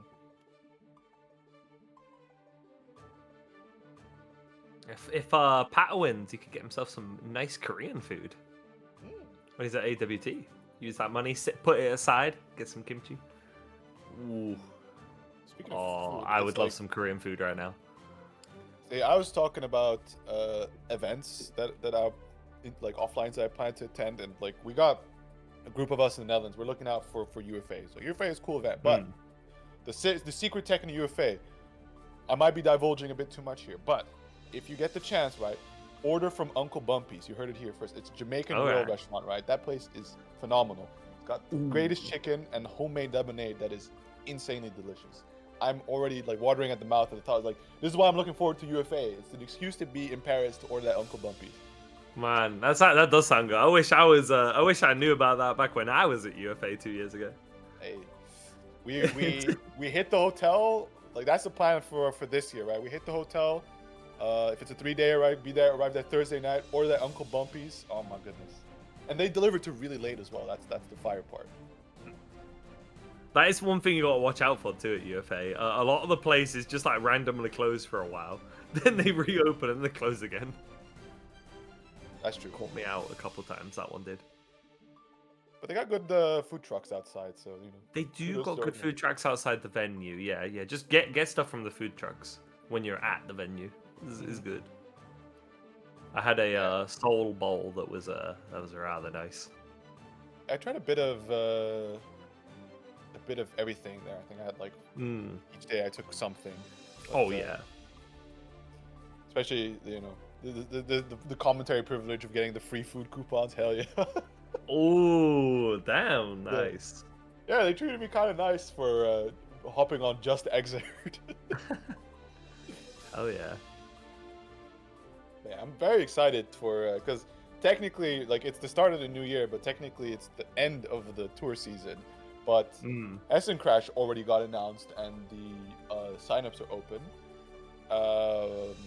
The word is still out on the other events that I'm looking forward. Well, actually, VSF did their save to date, so things are starting to ramp up again. Some of these favorite events that I've been to be able to return, it's going to be a lot of fun. A lot looking forward to. That's actually one thing VSF is like really clean out every year. They lock in that day early. Like, hey, we got it sorted. Get your holidays booked in. Come on over. Yeah, absolutely. Here we go. Without further ado, Scripter versus HDM. And it's again one of those matchups there. I think Scripter has to be careful with the range at play. So, and with May no less, right? Like with the right swing, she can just convert into a lot of damage. But you can see that it can be rather tricky for her to probably actually get her Dolphins out due to the active projectiles that Venom can deploy on the screen. Yeah, we're gonna see a battle of just like May being convinced not to just dash in, and then her being like, okay, I'll keep blocking. I won't do it. When's she gonna do it? She's gonna have to free K or IAD eventually. I was worried Scripter was gonna do it again. I saw the command grab and flashbacks happen. It's like, oh no, he's gonna do 3 of them again. There's one. Okay, no, he's actually doing combinations now. Very cool. Yeah, balls to you. I don't care what you're saying up there. I got Dolphin. Now watch for that 50 meter. Ooh. That was just a disregard it kind of moment. Not concerned. HDM taking the initiative. Yeah, he's definitely one of those characters who are, kind of just looks at you, goes like, that was cool, anchor. Yeah. Anyways. Anyways.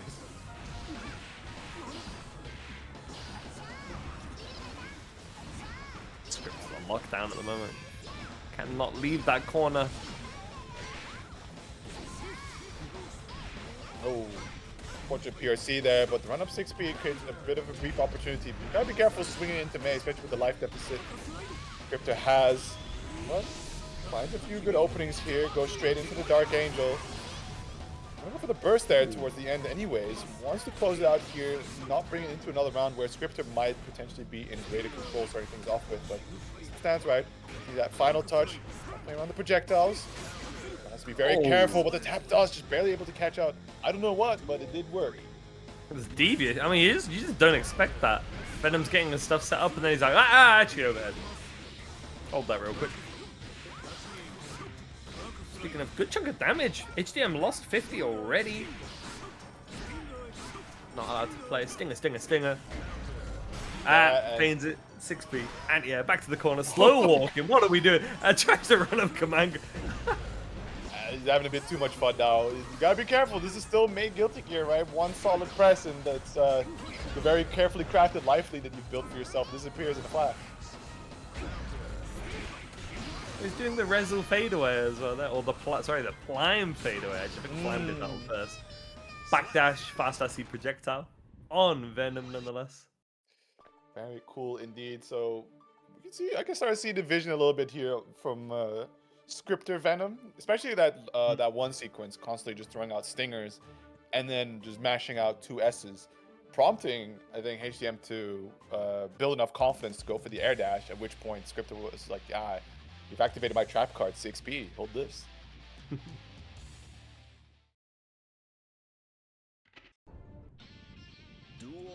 Let's see if HDM can change the approach here. Scripter definitely going to be contentious. Get those things going. Send another 5k stinger. 2D. Just stuck. Oh, finds a way out. Forces the burst. Oh dear. Yeah, those brief callouts, you can just see the difference in damage between these two when they get the read right. As Scripter will be alive, but like he's not looking great. Yeah, that's a barely alive. Men are not built to survive a whole whale landing on them. Even with the specialized Assassin's Guild training, it's you'd be forgiven to not survive that. Absolutely. Scripter's getting the setups ready. Finds the hit. The burst likely to not be used. HDM is low on HP. So if I get the pick up there despite spending the meter forward. However, the run-up throw will work out quite nicely. Scripter with a bit of a life lead does challenge out, and now to play a bit of a zoning game, trying to catch HDM in a little bit of an awkward position, making the approach, but does find an entry and an opening no less. Scripter trapped in the corner. Has to watch out for that 100-meter at play. And the burst is, of course, but it stands right. HCM, look at the bait the burst. And what? The man, grab on, wake up. You know, I kind of get it with the 100-meter threat, actually. Not a bad gamble. We're going to have to see that meter used now. Dark Angel. Deflect shield, well timed. Wow. That recovery frames looked a little too long there. Script has been very careful not to YRC. Because, I mean, I guess you will be deterred. You get YRC baited by May, close slash starter, goodbye. Like, it's over. Yeah, Scripter's, I'm good on that. But let's not worry about that too much. Especially, I feel like, you know, just having the meter to PRC from some slight mistakes and, you know, Dark Angel at your convenience is something very much worth considering over the accidental YRC that gets baited out into death. Ooh, that might just catch. Not quite the meter. Just safe enough. Oh, it hits! It's kind of into Dark Angel, kind of not. That was... that was not a true sequence, but it did work. I think it... It depends, like, if he had it hit, like, as a true sequence and then the explosion would have connected, maybe he would have killed with the wall break damage, but this is definitely a very interesting setup in the sense that, like, you know, drops out of the initial Dark Angel hit, YoKai is still going to go for the explosion, so now you get a Hellzone mix behind it, and Scripter immediately tap dusting in the confusion to get that final hit in there. Like, that has such improv vibes. I'm like, did Scripter plan for this? Just capitalized well? Like, does HDM know? Is HDM ready for the YoKai to attack anyway? Who knows? That is in the past. Scripter with the favor here. So up.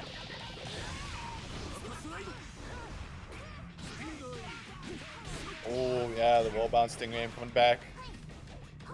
The shades of Elf there.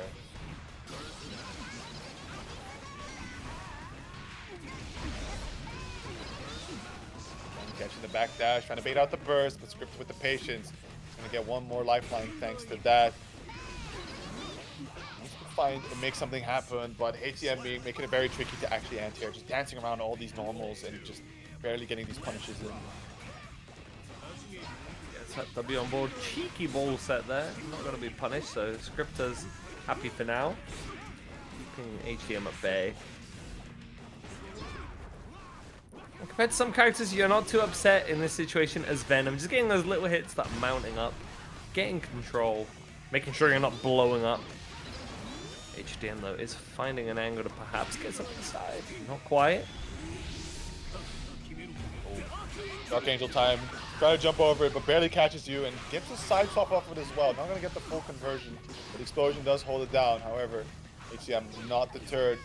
Does find the air, but not the conversion with it. Still able to just keep on swinging. Catching Scripter in a desperation to try and leave the corner. However, does find the knockdown. The ball is set. YRC wants to maintain the momentum. You can look at Scripter just consistently challenging and eking out the damage. Put himself on set point. That's that confidence you're going to need to close things out. Scripter, a leader of the momentum. Try to grab something. HDM is seizing the opportunity. Wow. That definitely takes some courage to be on 6HS charging up. So many little back and forths, but yeah, when you're on the side of Venom, it's much scarier taking those gambles. Oh, absolutely. See the burst bait coming out here from Scripter. And a lot of resources, right? Talking about that meter, full stick of butter is going to spend that first 50 on this Dark Angel, trying to push all the way to the side. Doesn't quite get the conversion, unfortunately, and gets the gold burst to connect out. So the next touch should put HCM in a pretty sour spot, but see the momentum currently in HCM's favor. The PRC burst being hung on to for now. 50-meter catches in the air, can't convert just yet. Shimmy covered by the RC. Where are we going? What are we landing? Ooh. A slow overhead. On the command grab. Oh, that's not how I expected it to end. Not at all. I'm I mean, it's impressive that Scripter went for it. At the same time, it's just one of those moves where Scripter represents it at such strange times, right? Like you see it in one instance like all the time, and then it just goes on hiatus for quite a minute. And now just breaking it out into the very final interaction. You know, HTM did try to challenge, of course, at times, but I think just the culmination of the entire situation being that it's potential final round set point there for Scripter in that final touch interaction had him just, you know, just dial it back a little bit on the aggression, and whoop, there comes a command grab. Just when you get comfortable holding down command grab. Who expects that from Venom? Who expects that? You could say it takes balls. Well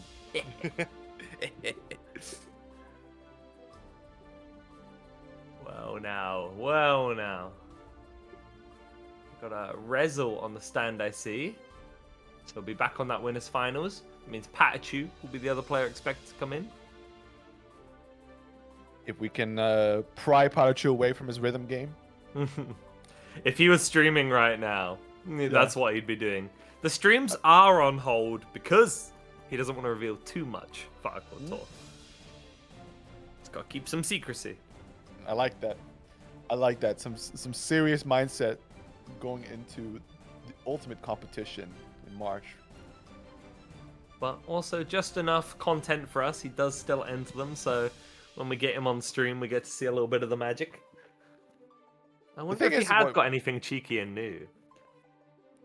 Yeah, it surprises me, like, because you would wonder, like, okay, what is he developing, if he's developing anything for the AWT finals, and how does he separate it so that when he goes into things like Salty, he isn't showing his hand too much already, you know?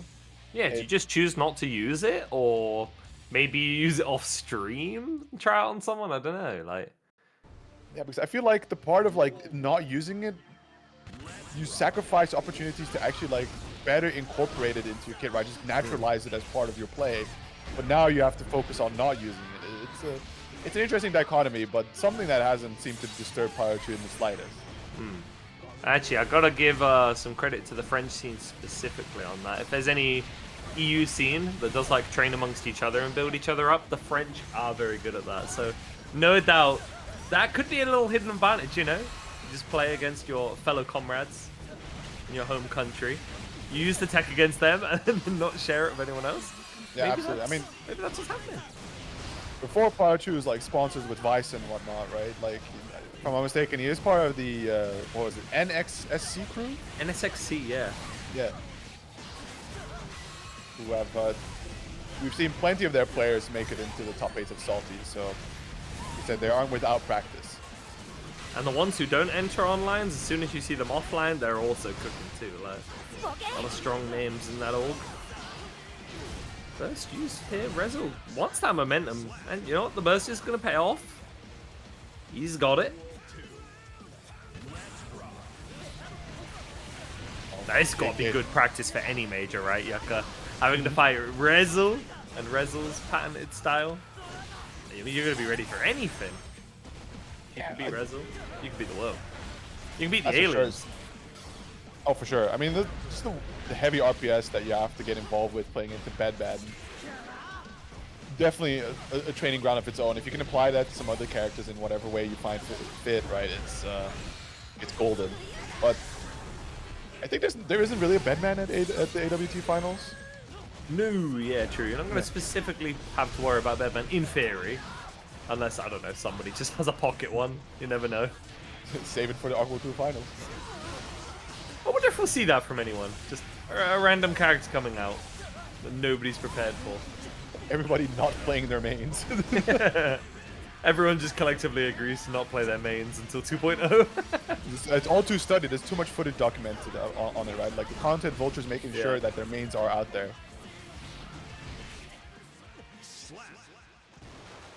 Wow. Resil's got that momentum. Getting the first game on the board.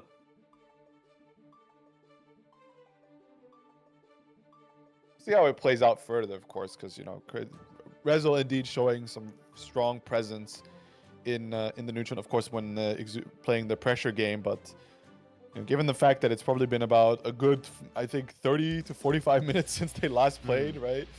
to trying to come back into the game.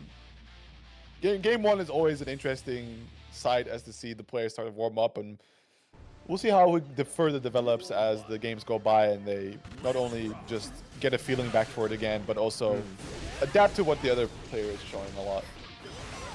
You know, that is actually a topic I have like a little interest in. What do people do when they have a wait in a tournament? You know, say you got either 20 to 40 minutes. What do you do? Are you the kind of person who just like tunes into the stream? Do you go on tower? Do you play a rhythm game like PataChu? If you're at my local, I know I go to the bar and just get another drink. Not always the best strat, but it does keep the local alive. That is true. Look at that. PataChu with a near perfect round there. Just solid aggression all around the board. Resil with next to no opportunities to actually play the game, and now playing at the distance. We see him being dragged and pushed all the way to the corner. Has that last stamina, so one more chance either through a conversion to keep an option safe. Little air stall coming out. Pata was ready for it. Forces the burst out. If he can land a hit, he can choose to convert it whenever he'd like. Got that meter. Got some stamina building up. Beat Driver barely clipping there against Resil, but Resil with patent pending 2P bash does find an opportunity to just break away, create a bit of a reprieve. BRCs are being spent, and yeah, the one who BRCs first ends up losing.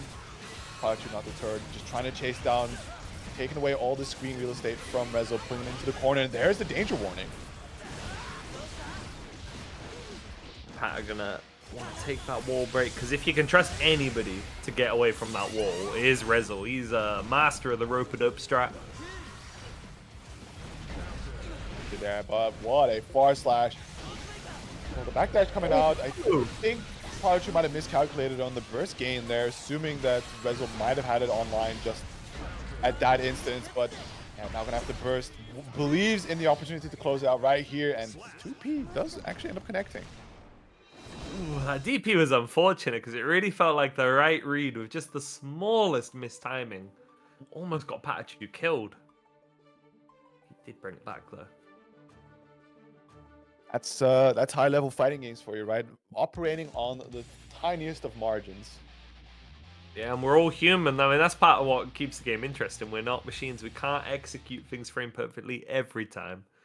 So when you need those small differences, you either got to clutch up or die trying. Yep.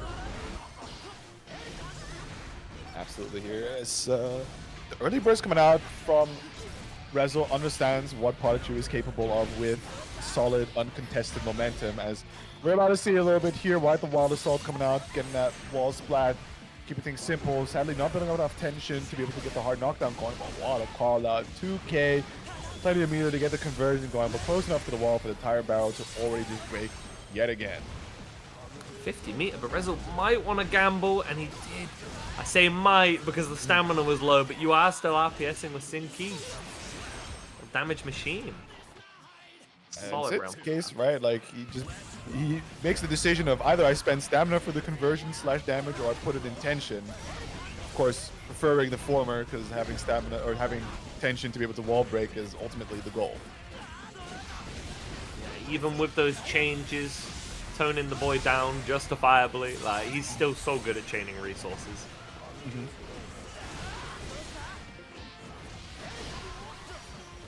Not quite. Error. Be careful, this is Resil's opportunity to make something happen. Pata is going to just say, no, I'll use the burst. We will not be allowing that. Try to get the conversion as much as possible, living on a sliver of life here, and has quite a bit of meter left, but the jump back, I think he blocked it, but just didn't FD it in time, so ends up taking the chip damage to death. It's one of those cases where you're almost right. You had the read on the attack, but not the type. You're in that scenario where you can be chipped out. It's so hard to be ready for every angle. It most certainly is.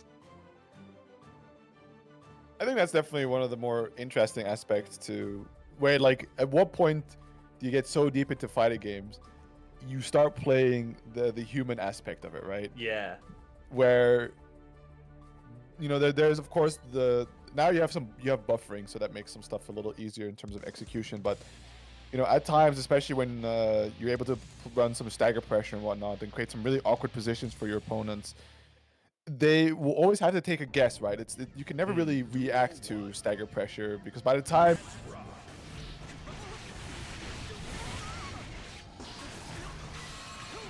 Ooh, he's back. Ratch is back. Ratch is back.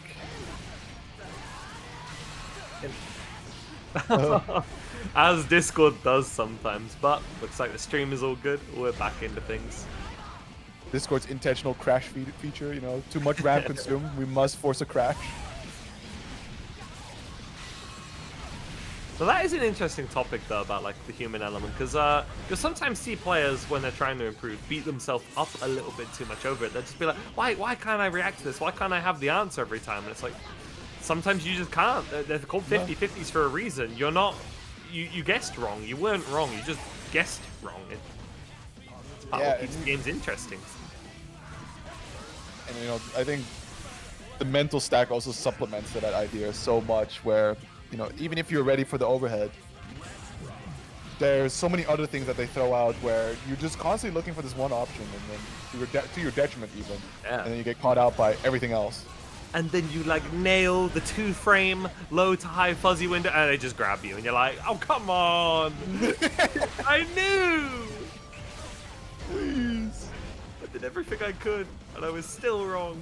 It just be that way sometimes. That's fine games. Nice air grab by PataChu. Keeps the corner. I said Resil does have a big health advantage. Yeah, but man, look. Oh, What a bait there, and I think he'll still walk away with ever so slight life advantage here, but the saving grace that Resil has right now is the 200 meter that he's about to acquire, so making himself a very, very scary opponent as he just brute forces his way in with the Beyblade into the RC. PataChu trying to do what he can, but the JS going to work. Unfortunately, the PSC for Resil not going to allow him to just slow down time and get the punish himself. The RTL, and with the explosion, the full 100 meter is going to put PataChu on set point.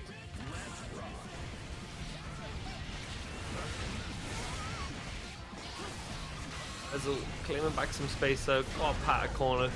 DP comes out. We're gonna spend. We're gonna get the catch. Looking for a burst. Gets a little jump in. Resil will use it at a smart time, causing Pat to have no stamina. I'll try for him to do something here, but Done catches with the Beyblade, the red RC for the side swap as well. Pushing damage as far as he can. Again, putting PataChu in the back foot in terms of health total. But look at the resources already. Spending the first BRC just to make sure he gets the free entry on pressure. Looking for the close slash to anti-air. Doesn't quite find it. Wants to close things out here. Has the burst, but man, the approach from Resil. Leaving PataChu down to the final chance. Has 50 meter. Has some stamina. We see the PRC. We see the chase down from the close slash. Tagging him to the ground. The extension off the big driver. He's that final touch. Catches the backdash. Getting the counter hit there. this is scary. I mean, if Resil does one thing, it's just going to kill Pata. There it is. You know, the best of the best. Sometimes you're just not going to FD. It's it's hard. It definitely is, and I think in that situation, right, he was so, I think he was just on the margin of 50 meter that to FD, he's like, man, I think I really need this meter to be able to just either find my next approach in or keep my pressure running, what have you, right? He needs to keep the options open, and might have cost him. I think he may have believed that he had an opportunity to slip by the projectiles without having to actually block or spend meter for it, but we'll see how this pans out overall, as it is now going to be the final game between these two in the winners finals. But fret not, right? It's not the end of their run just yet. They still have their losers finals to play through. Absolutely. Also, welcome in all the raiders with the Gecko raid. Hope you had a good stream. Welcome, welcome. As Ratch said, please do claim a code. There's a few left that need claiming. We've got good games to show you. Nice challenge there by Pata. Speaking of that high quality play, forces that burst out of Resil. Beautifully done indeed. Now just trying to navigate past the maze, make the approach through the projectile hell that is Bedman at times, but what an Elcon. Able to just slide underneath, get that anti-air going, put him into the corner. He's got your stamina, but it's going to go for the air throw. Downwards RC. Usually the wall stick is gonna allow for one final opportunity here on Resil's side, but we just let that DP rock. Come on now. Yeah, I just needed the one hit to connect. That's gonna be it. Pata gets the favored advantage here. We've got a jousting match here in which Pata is succeeding.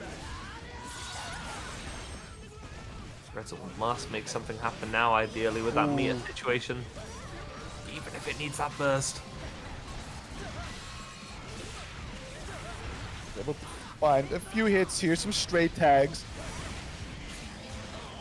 Just gonna spend the red RC there, wants to push the damage even further, guiding him all the way to the corner. However, I think that OTG connected there, so wasn't able to fully get...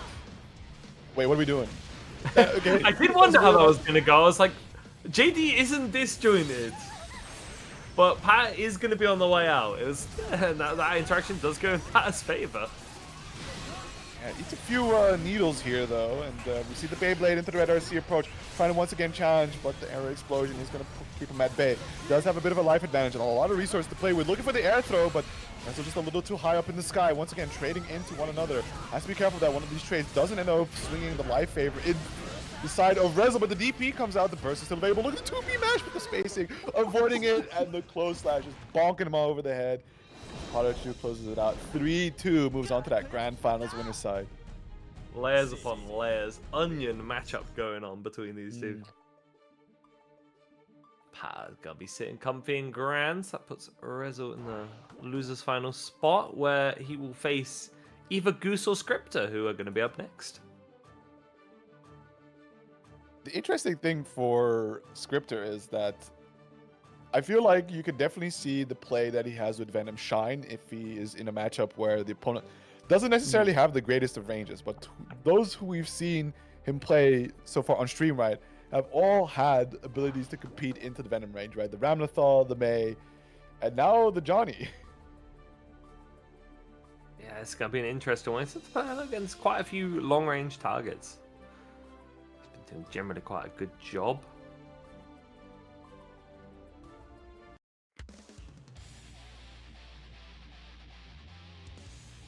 See what Scripter's got cooked up. But there's surely layers into this that we haven't even been made privy or exposed to yet, so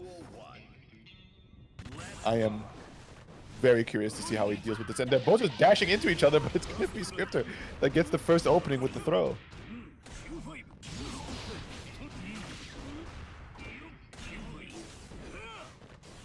Away here, both of them have their objectives in the projectile set, but it is going to be that of Johnny's that does end up slightly chasing you down, right? Making sure that it ever so slightly adjust makes it that you can't escape for free.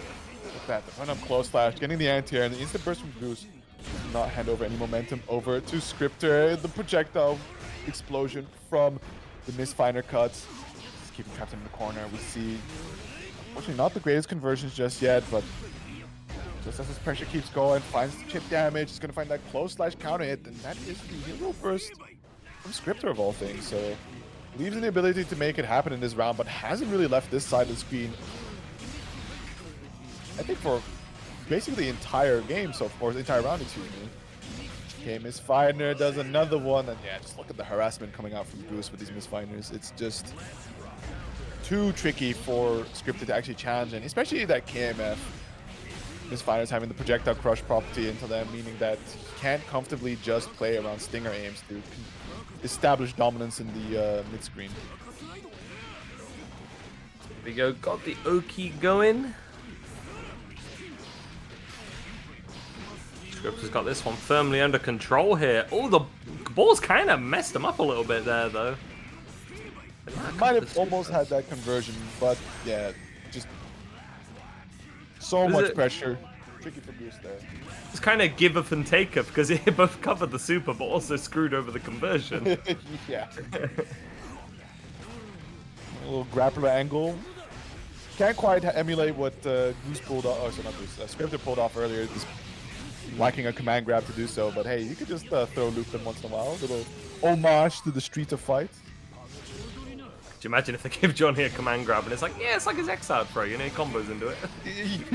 Yeah. fact that he had a combo throw at Xrd is already crazy. Yeah. I guess you could like do a callback to the coins. Just the command grab could just chuck a coin out and he just does a little misfire. He's like, there you go. There you go. Close enough. Oh. Michi pressing 2P there. Goose, unafraid, hasn't seen sort of the greatest challenge come out from Scripter in terms of damage. Like, I think that's the main thing that I feel like it's been lacking from Scripter, and it might just be a Venom thing overall. That he can't really compete in the damage in a lot of instances, right? Like, he could get some really solid stray hits where people are not ready to deal with how the projectiles work. But, like, you just saw Goose was ready to press, and it wasn't like he had a whole lot of health left.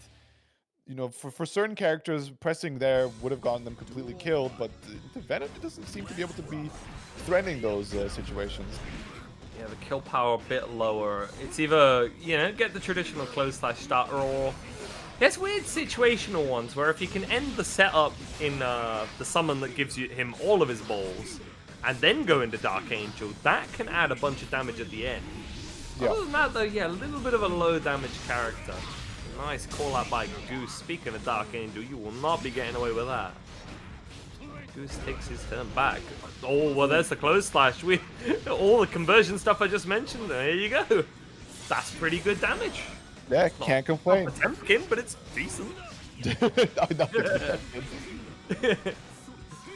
The Potemkin close slash just be like, yeah, it's over, man. Accept your fate. Bleakness personified into a normal. Absolutely insane. But there we go. Double. Instant overhead. We're going to set another one up. And this time Scripter blocks out, but it's just so fast. This is one of those 50-50s where it's like, yeah, good luck trying to react to this, and also enjoy the mental stack, because you might just decide to just do a low instead. And it gets you too sometimes, because you think you can react to the overhead. Then he just hits you with a low randomly, and you're like, ah, right. Yeah, I might have been assuming a little bit. Feeling myself a bit too much, I feel. Nice anti-air. It's going to set up the orb. Good blocks on the mix-up there. However, just decides to goal burst, right? Don't need to give over too much pressure and momentum to Scripter here. Just that, I guess, lack of threat of not having a reversal. Not even in this patch being able to do that super RC for 50. Johnny is not as deterred. This man does have a reversal. Venom's got to kind of sit there and take it a little bit. Yeah, it's definitely an interesting thing not having a reversal super, like very much in the veins of Happy Chaos, but just Yeah. the way Happy Chaos is able to utilize, I'd say, like the projectile, right? Like zoning isn't really applicable because zoning Chaos is still there, but not in the state before. But being able to just convert it into up close pressure and run staggers off of it is, I think, just a lot more. Just offers so much more potential than what the things like Stinger Aim or just set ball into jump does for Venom. We do see things where he's able to set up left, right, but in continuous pressure situations, Venom's a bit lacking. Definitely do look like the man's got to put in that work. It is tough for him. If he gets it to work, it's great, but it ain't easy. But Scripter, if anybody's gonna work their hardest, make that comeback, Scripter could just do it. You're just gonna make him bloody work for it, though. Ruthless. That's for sure. Yeah, nice stinger, setting up full screen. Has a bit of a life advantage, so can just sit back, throw out a couple stinger aims, hope that something hits. But wow, okay, the 6B there might have been a call out on the TK misfinder, who's to say, but Scripter just keeping it really awkward for Goose to really make something happen and just send him into the corner with the command grab, but at the same time, right out. Unfortunately, I think might have dashed a bit too deep there. Well, that command grab scaling, I think that combo gave more tension than it did damage. Oh my goodness. That good by Scripter, that is hard knockdown wall break. Johnny's gonna get his turn. Setting up that card. What's Scripter do to get out? Oh, well, that, I guess, yeah. Just shoot a snooker ball into him. Why not? It was a bold one, though, because like it was a misfinder that Goose was prepping, so any later and it would have just been caught by the misfinder.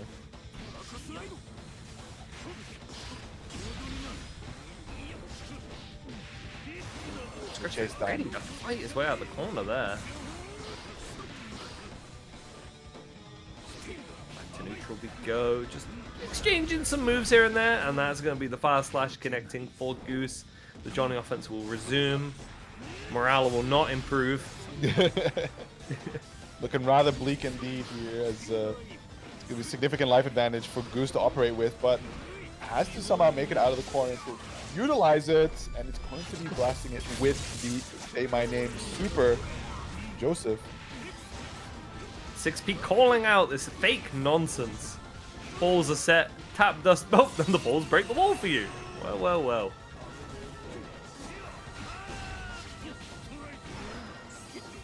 Good throw break, the BRC4 again. A throw break between these two.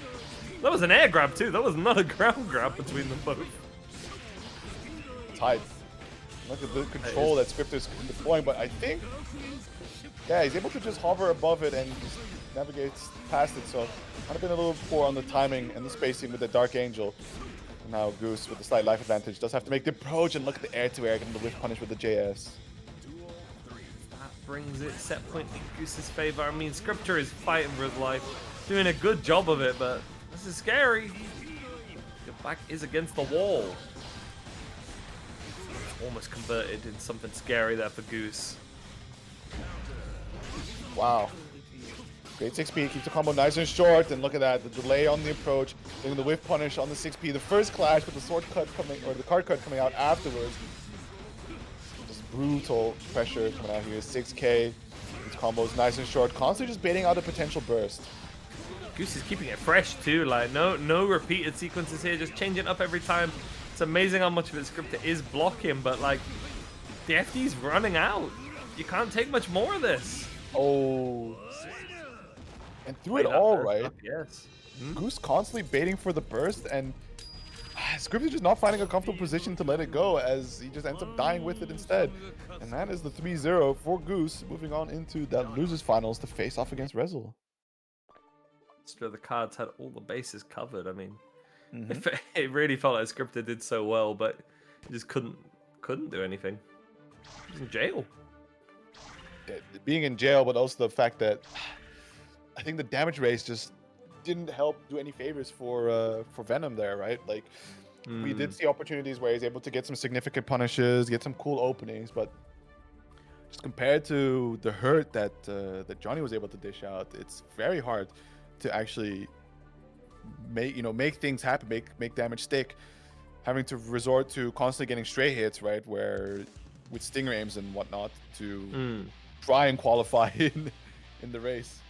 You run into a bit of a peculiar problem where you have some lovely buttons for actually getting favorable interactions, but without meter, just converting off them is not quite there. No. Here we go. Rematch between these two earlier. It was Resil that sent Goose down to the loser's side on a 3-2 finish. Now we all know that he has been on the warpath. Both of them have. We've seen the kind of final situation that Resil was able to put PataChu in, so I wouldn't be surprised to see this go also the full distance, but as it stands, Resil very much in control in this round, already dealing loads and loads of damage. Gonna get the wall break here, but without the use of the super projectile means it's not gonna be a hard knockdown. Saving one for the last interaction. Finding that JS, that will be the interaction that he does need. Resil starts things off strong, confident. What's the next move gonna be? Finding his way in, navigating around those Johnny buttons, but Goose does use boot burst in the right kind of way to seize that corner for himself. Oh my! Backdash. Oh my goodness! Avoiding the say close line. So much effort expended into just trying to get a favorable situation for it all to vaporize under one interaction, and almost immediately too. So Resil now in a really strong position, significant amount of life lead. Uses the burst array to deny the momentum, has that 50 meter just to get the entry, finds the counter hit opening, and closes it out cleanly the first game. I feel like I commentator cursed him a little bit there. I'm like, it's the corner, and then the back throw incident, Resil kills him. Like, my fault. I'm sorry, Goose. He just got the voodoo doll out and started using it as a pin cushion. It was that was there's like commentary curses, and there's just complete reversal of whatever you had in mind. If anybody might just have like a voodoo doll of somebody's character, maybe it would be Resil. And he just like shoots little Bedman spikes into it, like that's what's happening to you at the next major. I will have your Aqua Tour points. Snatch it straight from him. See if Goose can make something happen here. Double Wild Assault. Finally, the second one does end up connecting, and you can see Resil just trying to escort Goose into the corner, but an excellently placed far slash. It's going to give him a bit of a break from the pressure. It's confident RPS. I would say it could pay off, but Resil has found his way back in. Isn't deterred by such a thing. In the mix going. Goose blocking well though. Playing evasive, uses the meter nicely. Okay, we have that. Maybe he was RPS. hoping for the card cut there, as definitely with. I would imagine spending the period. I mean, definitely have to land safely after the card, but all that for just one misfinder. I don't know. Now Yeah, look at that one little minor fumble, and Resil recognized it quickly and just said, "You don't get to make those kind of mistakes here, buddy." Yeah, he's gonna barrage you with these bombs and sing your best outcast song.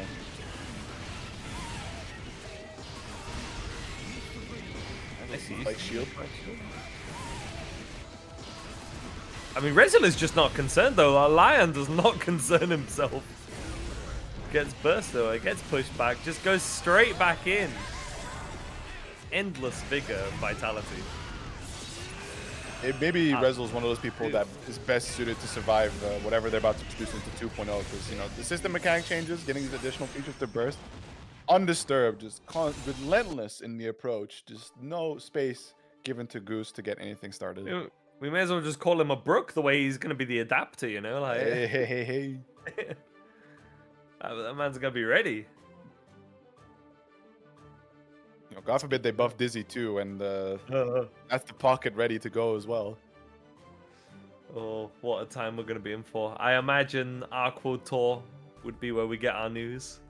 If that is the case, that's like a month and a half-ish. Surely, right? I'll see what they're gonna do. What are they gonna cook up? Maybe they could put Damon in the game from the hit game Damon and Baby coming out next month. Yes, baby! That's true. They're down to do crossovers now because they finished the story and we got Lucy. Gotta put Damon in. Put Damon. Put in, what is that? There's also like the Fat Chud Chaos in the Damon Baby as well. Put him in. Ratch with the PS5 reference in chat. Crazy work.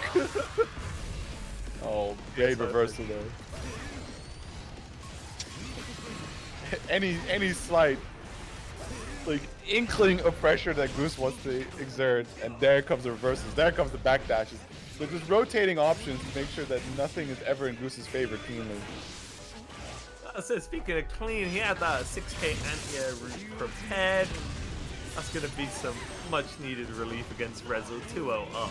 Goose needs this right around now. Just keep it going. Don't let Resil play. You let him play, that's how it gets you. You're not. It's honestly sage advice for just about playing any fighting game in general. Just don't let them play. It's like the opposite as well, isn't it, with defense? Guilty Gear quite literally tells you this in its tutorial. It says, you can do this counterplay, but ultimately just try not to get in this situation in the first place. It's messed up. Guilty Gear keeps it honest with you at least, right? Like Xrd, you just got the tooltip. How do I look at the screen? It's like, yeah. Good luck, man. Sometimes you're not gonna be looking. Sometimes you're not meant to be looking at the screen. Yeah. Sometimes you just gotta press and believe with your heart of heart. Exactly. There you go. Goose trying to make it happen. Does. That should be a safe jump, but just has the back to spare. Again, believing that the hit would have pushed Goose over to have the burst available, just decides to concede the full punish. But nevertheless, right, has a significant amount of life lead to just kind of chill, stay in this corner, not too pressed, despite getting counter hit misfired, and there it is, the 60 end here. No conversion, but these hits are not allowing for a lot of space left on Goose's end to get a burst going. He does it again though, that reversal coming back out. And you know what, you almost don't expect it. You block one, you think, alright, there's going to be a cooldown. My opponent's going to wait a little while. You let another one rock, I'm not ready for it. But there's that famous Resil 2P. The 2P, you mentioned it earlier. He's been saving those. We see it from time to time. Only PataChu now has been the one to bait it. This man is like the master of the bingo card. Like, I mean that in a praise way. Bingo card defense in a positive way. You just don't know what he's gonna do. I mean, at this point, like, oh, Resil in top A, alright, get the bingo card ready. Yeah. What are Resil's defense options, and which one will he show? He will pick something, and there's a good chance you will guess wrong. Crazy how that works. Yeah, still a bit of that install left, not a whole lot of life for Goose to play with, and yeah, you can see just a horrible situation to find yourself in. Sage advice from Guilty Gear Strive itself, just don't be there to begin with. As Resil is just going to move on into the Grand Finals loser's side for that rematch against PataChu that went oh so close. However, just slightly not in his favor to put him down here in the loser's end. If he's feeling it, he could bring it back. Then again, PataChu, I mean, this is an Aqua Tour guy. With a lot of points. It's a tough battle. And also one of the top Rift of the Necrodancer players. That you got to watch out for. Man's a rhythm game master. Yeah, there's definitely that correlation between fighting games and rhythm games that a lot of people discuss, where they're like, oh, how do I learn the combo timings and whatnot? It's like, yeah, well, if you're rhythm gaming, right, there's a rhythm to all this.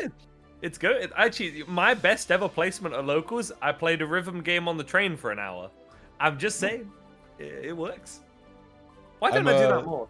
I should do that more. Yeah, well, there you go. You found the method. I'm a bit too. Unfortunately, I have two left hands when it comes to rhythm games, so I'm a bit of a brute forcer when it just like hours of labbing to ingrain the muscle memory. I have a weird issue with the rhythm games where I played all of the songs on that game so much on my Vita that I just, most of my train trips now, I just listen to music instead of playing it. I'm just like, yeah, let me find something new on one of the old music apps. There you go. Listen to a new album. What albums are these two going to be listening to dictate their pace? He's starting off things pretty nicely. What an air to air. Unfortunately, doesn't quite get the dive kick, but nevertheless speeds him down to the ground to keep the pressure up. Resil is looking for some kind of way to just get a touch and escape. And we see the PRC in the close slash attempt to just smite him from the sky, but facing ever so slightly. Not in PataChu's favor. Just that cheeky grab in there. PataChu might have had his back to the wall, but it didn't feel like it. He was ready to fight his way out there. Catches that 6P timing there. Resil tried to cover the option, but he's just not quick enough. Got knocked down for Mr. Chu.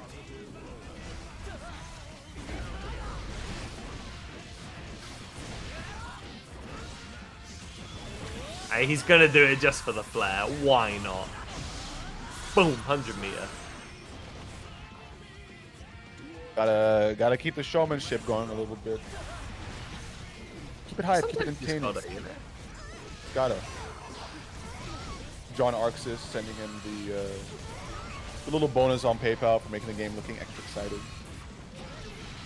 Yeah, sometimes you just gotta show off the animations. It's like, say you got like enough meter for Tyrant or Heavy Mob. It's gonna kill, the opponent's not gonna burst. I mean, you might just do Heavy Mob because it looks cooler, right? Yeah, especially Heavy Mob because it barely makes an appearance, so it's always one of those things where it's like, whoa, Soul has this? This looks awesome. He has the root, can't quite kill. I think he tried to do a little run up into the super and got the 6P instead, because normally you'd 6H for a wall break there on a normal, not 6P. He'll just play it patiently though, you know. Top class player.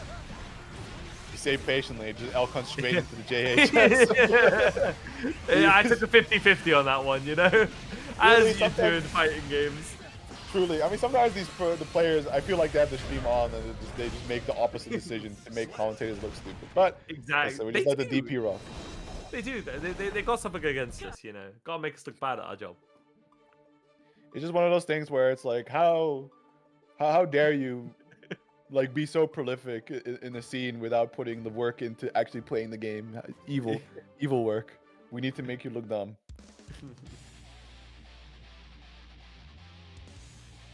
It's still very neck and neck between these two. Like PataChu, I think both rounds he inched it out on a DP. So it may also just be a character flaw of Resil, just constantly wanting to be proactive, that he's just not ready for the bait, and that's where he loses his rounds. But hey, you keep that stock for the last final situation, you'll be golden. He's been reserved with those, and then he does tend to like bringing them out right at the end. Has that nice manually timed route off the 6p. Weirdly, Sin, amazing at converting off grounded 6ps. Those anti-air ones, sometimes you gotta manually time them depending on the distance. Pat is on point with it though, as expected. Resil clobbered, not afraid to mash his way out though. This is not a scared man.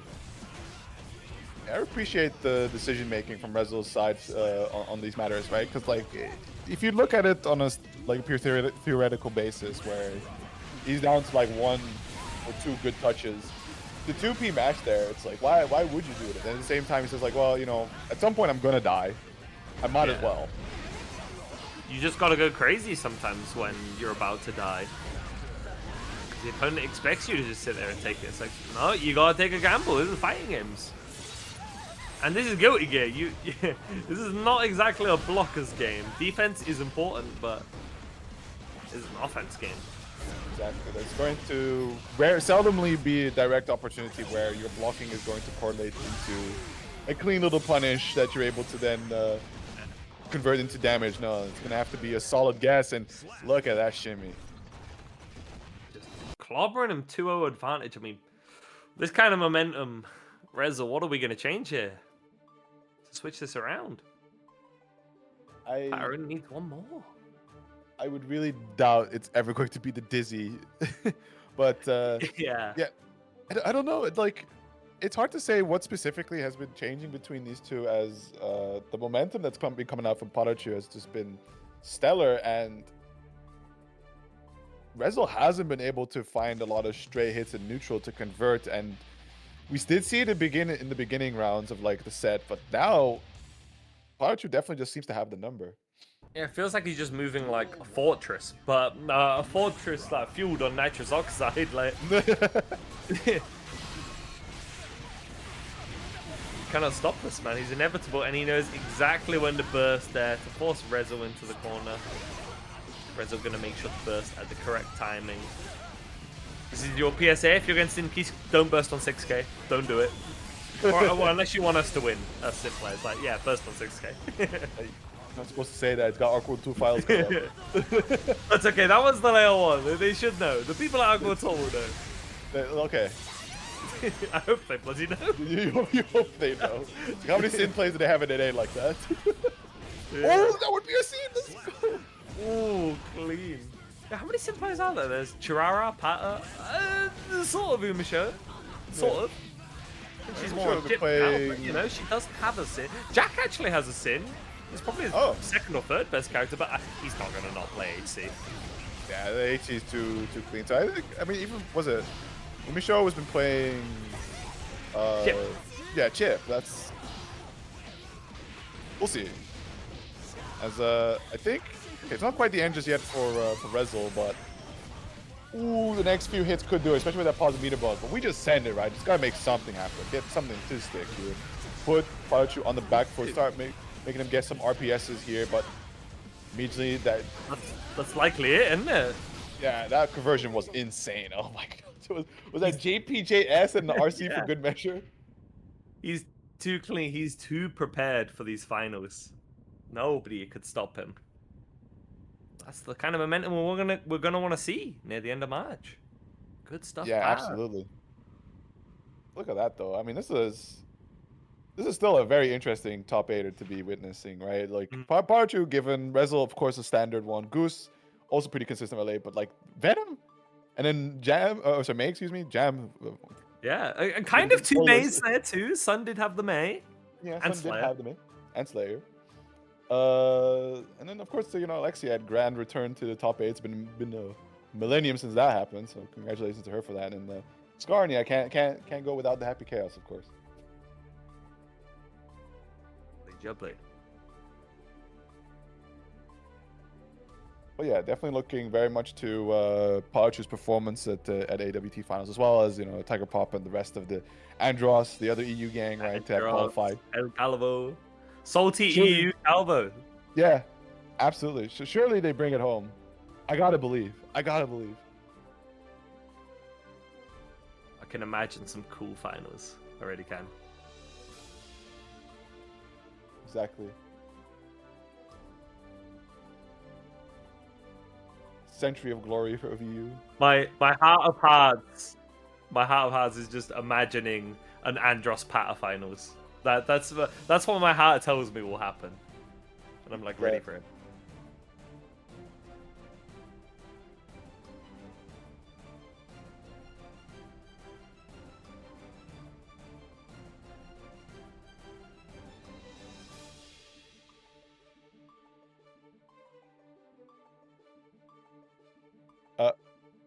With Yeah, I think it's typically US win. I mean, like, from what I remember, EU doesn't get travel all too much. Like the cross-continental competition doesn't happen all too often. So, I think like EVO is usually the exception. But like the majors. Falcons we did send over. Well, yeah, players, Frosty Falcons was definitely a recent one. I sadly could not watch that top 8. I mean, it's kind of different for EU, isn't it? I guess we travel a lot between different parts of EU. But in terms of going to like a lot of the Asian tournaments or NA tournaments, less so. I think more of NA comes abroad than we do. Yeah, I think a little. Yeah, probably a little. I think just the whole esports establishment is a bit stronger in the States, so they have a bit more, just slightly more resources to actually get the players going around. And Yeah.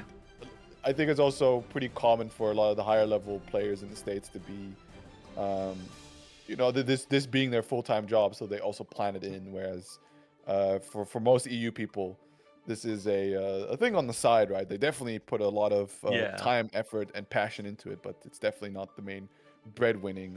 it's a hobby, not a job, as they say. Yeah. In the end, you still clock in. The French might be the exception though. They are like is le true. grind continue. The French are like on it. Yeah, no, they Taking it in. definitely make things happen. Like their esports scene is definitely very active, and you can also just see it the way that, for example, I think Kayane, right? Like the things she gets organized, the studio that she sets up, just the whole org, or like just Kayane Cup itself. The French are just way more willing to engage into esports, whereas other countries are just kind of like, yeah, it's cool if one of our players is really good at the game, but we won't have infrastructure for it. The British way is quite funny because I feel like we love seeing our friends do well, but when we're actually watching our friends, we heckle the heck out of each other until they're on the international stage. Then we're cheering for them, but otherwise it's like, nah, it's unserious heckling. Like we just take a time. That's a classic. I think in the Netherlands, unfortunately, the average player is kind of shit, but then we have like 1 or 2 standouts. Yeah, the goats. Like calling the community out like that. That is. It's across every genre of game. Like you see so many like Eastern Europeans, Nordics, the French, for example, all play League of Legends, and then once in the blue moon, you get a Dutch person. I believe the Dutch will. The year of the Dutch will come eventually. Some esports. The year of the Dutch will come. I don't know which one. I am locking them in for Central Fiction. There will be no more whimsy in Zero Fundies around Central Fiction. Kings and queens and non-binary monarchs of Central Fiction. Yes. And you got the year of the CF ahead of you, right? Because all the tournaments. Yeah. So it's perfect. Exactly. But any last shills from y'all too? Because I have nothing to shill, right? Tomorrow Fatal Fury, that's it. And from me otherwise, I'm chilling. Yeah. So any shills? Tomorrow EU Central Fiction, but nobody cares about that here. Zero Fundamentals at the end of the month, no Strive, so again, missed audience. So I guess it's just Essen Crash, the signups are up, so definitely pull up. I think it's one of the first events at the start of like all kinds of tournament seasons, especially like it just reminds me of Fatal Fury, right? It's a double header qualifier, EWC slots and the SNK tour. But get your early AWT points there after the finals, so happening in June. I'll be going, so it'll be cool to see some fellas pull up there. And then, of course, just stay tuned for all the other EU events that are coming out.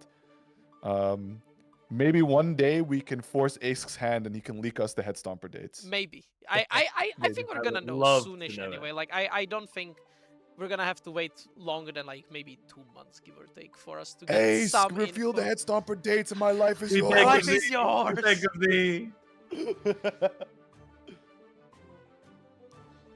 I mean, for me, it's the usual thing. Just go to your offlines. Go to your locals. Go to Meltdown London. And yeah, I guess I host the Intermediates tournament on Friday too. If you do want to watch Strive specifically, you can watch it there. But go to your locals. Just offlines are the most fun. Exactly. Absolutely. See, all Play three of VSAB us. as well. Play Xrd, play VSAB. There you go. See, all three of us are base locals attenders. Right? That's are. that's how you do it. We love we our do it. locals. Yeah, I'm gonna send you guys over to my boy Pia. You know, I normally send when I'm hosting other games. I send streams to Strive, so now I'm gonna return the favor. I'm gonna send you guys over to somewhere else. So enjoy, and yeah, I'll see you all tomorrow. We have Halo Fury, hosted by me. And other than that, you know what has Bond said? Play fighting games, go to your locals, and have fun. And yeah, Yep. I'll see you all tomorrow. And other than that, hopefully Ace will see you all next week. Bye bye, gamers. Later. Blue.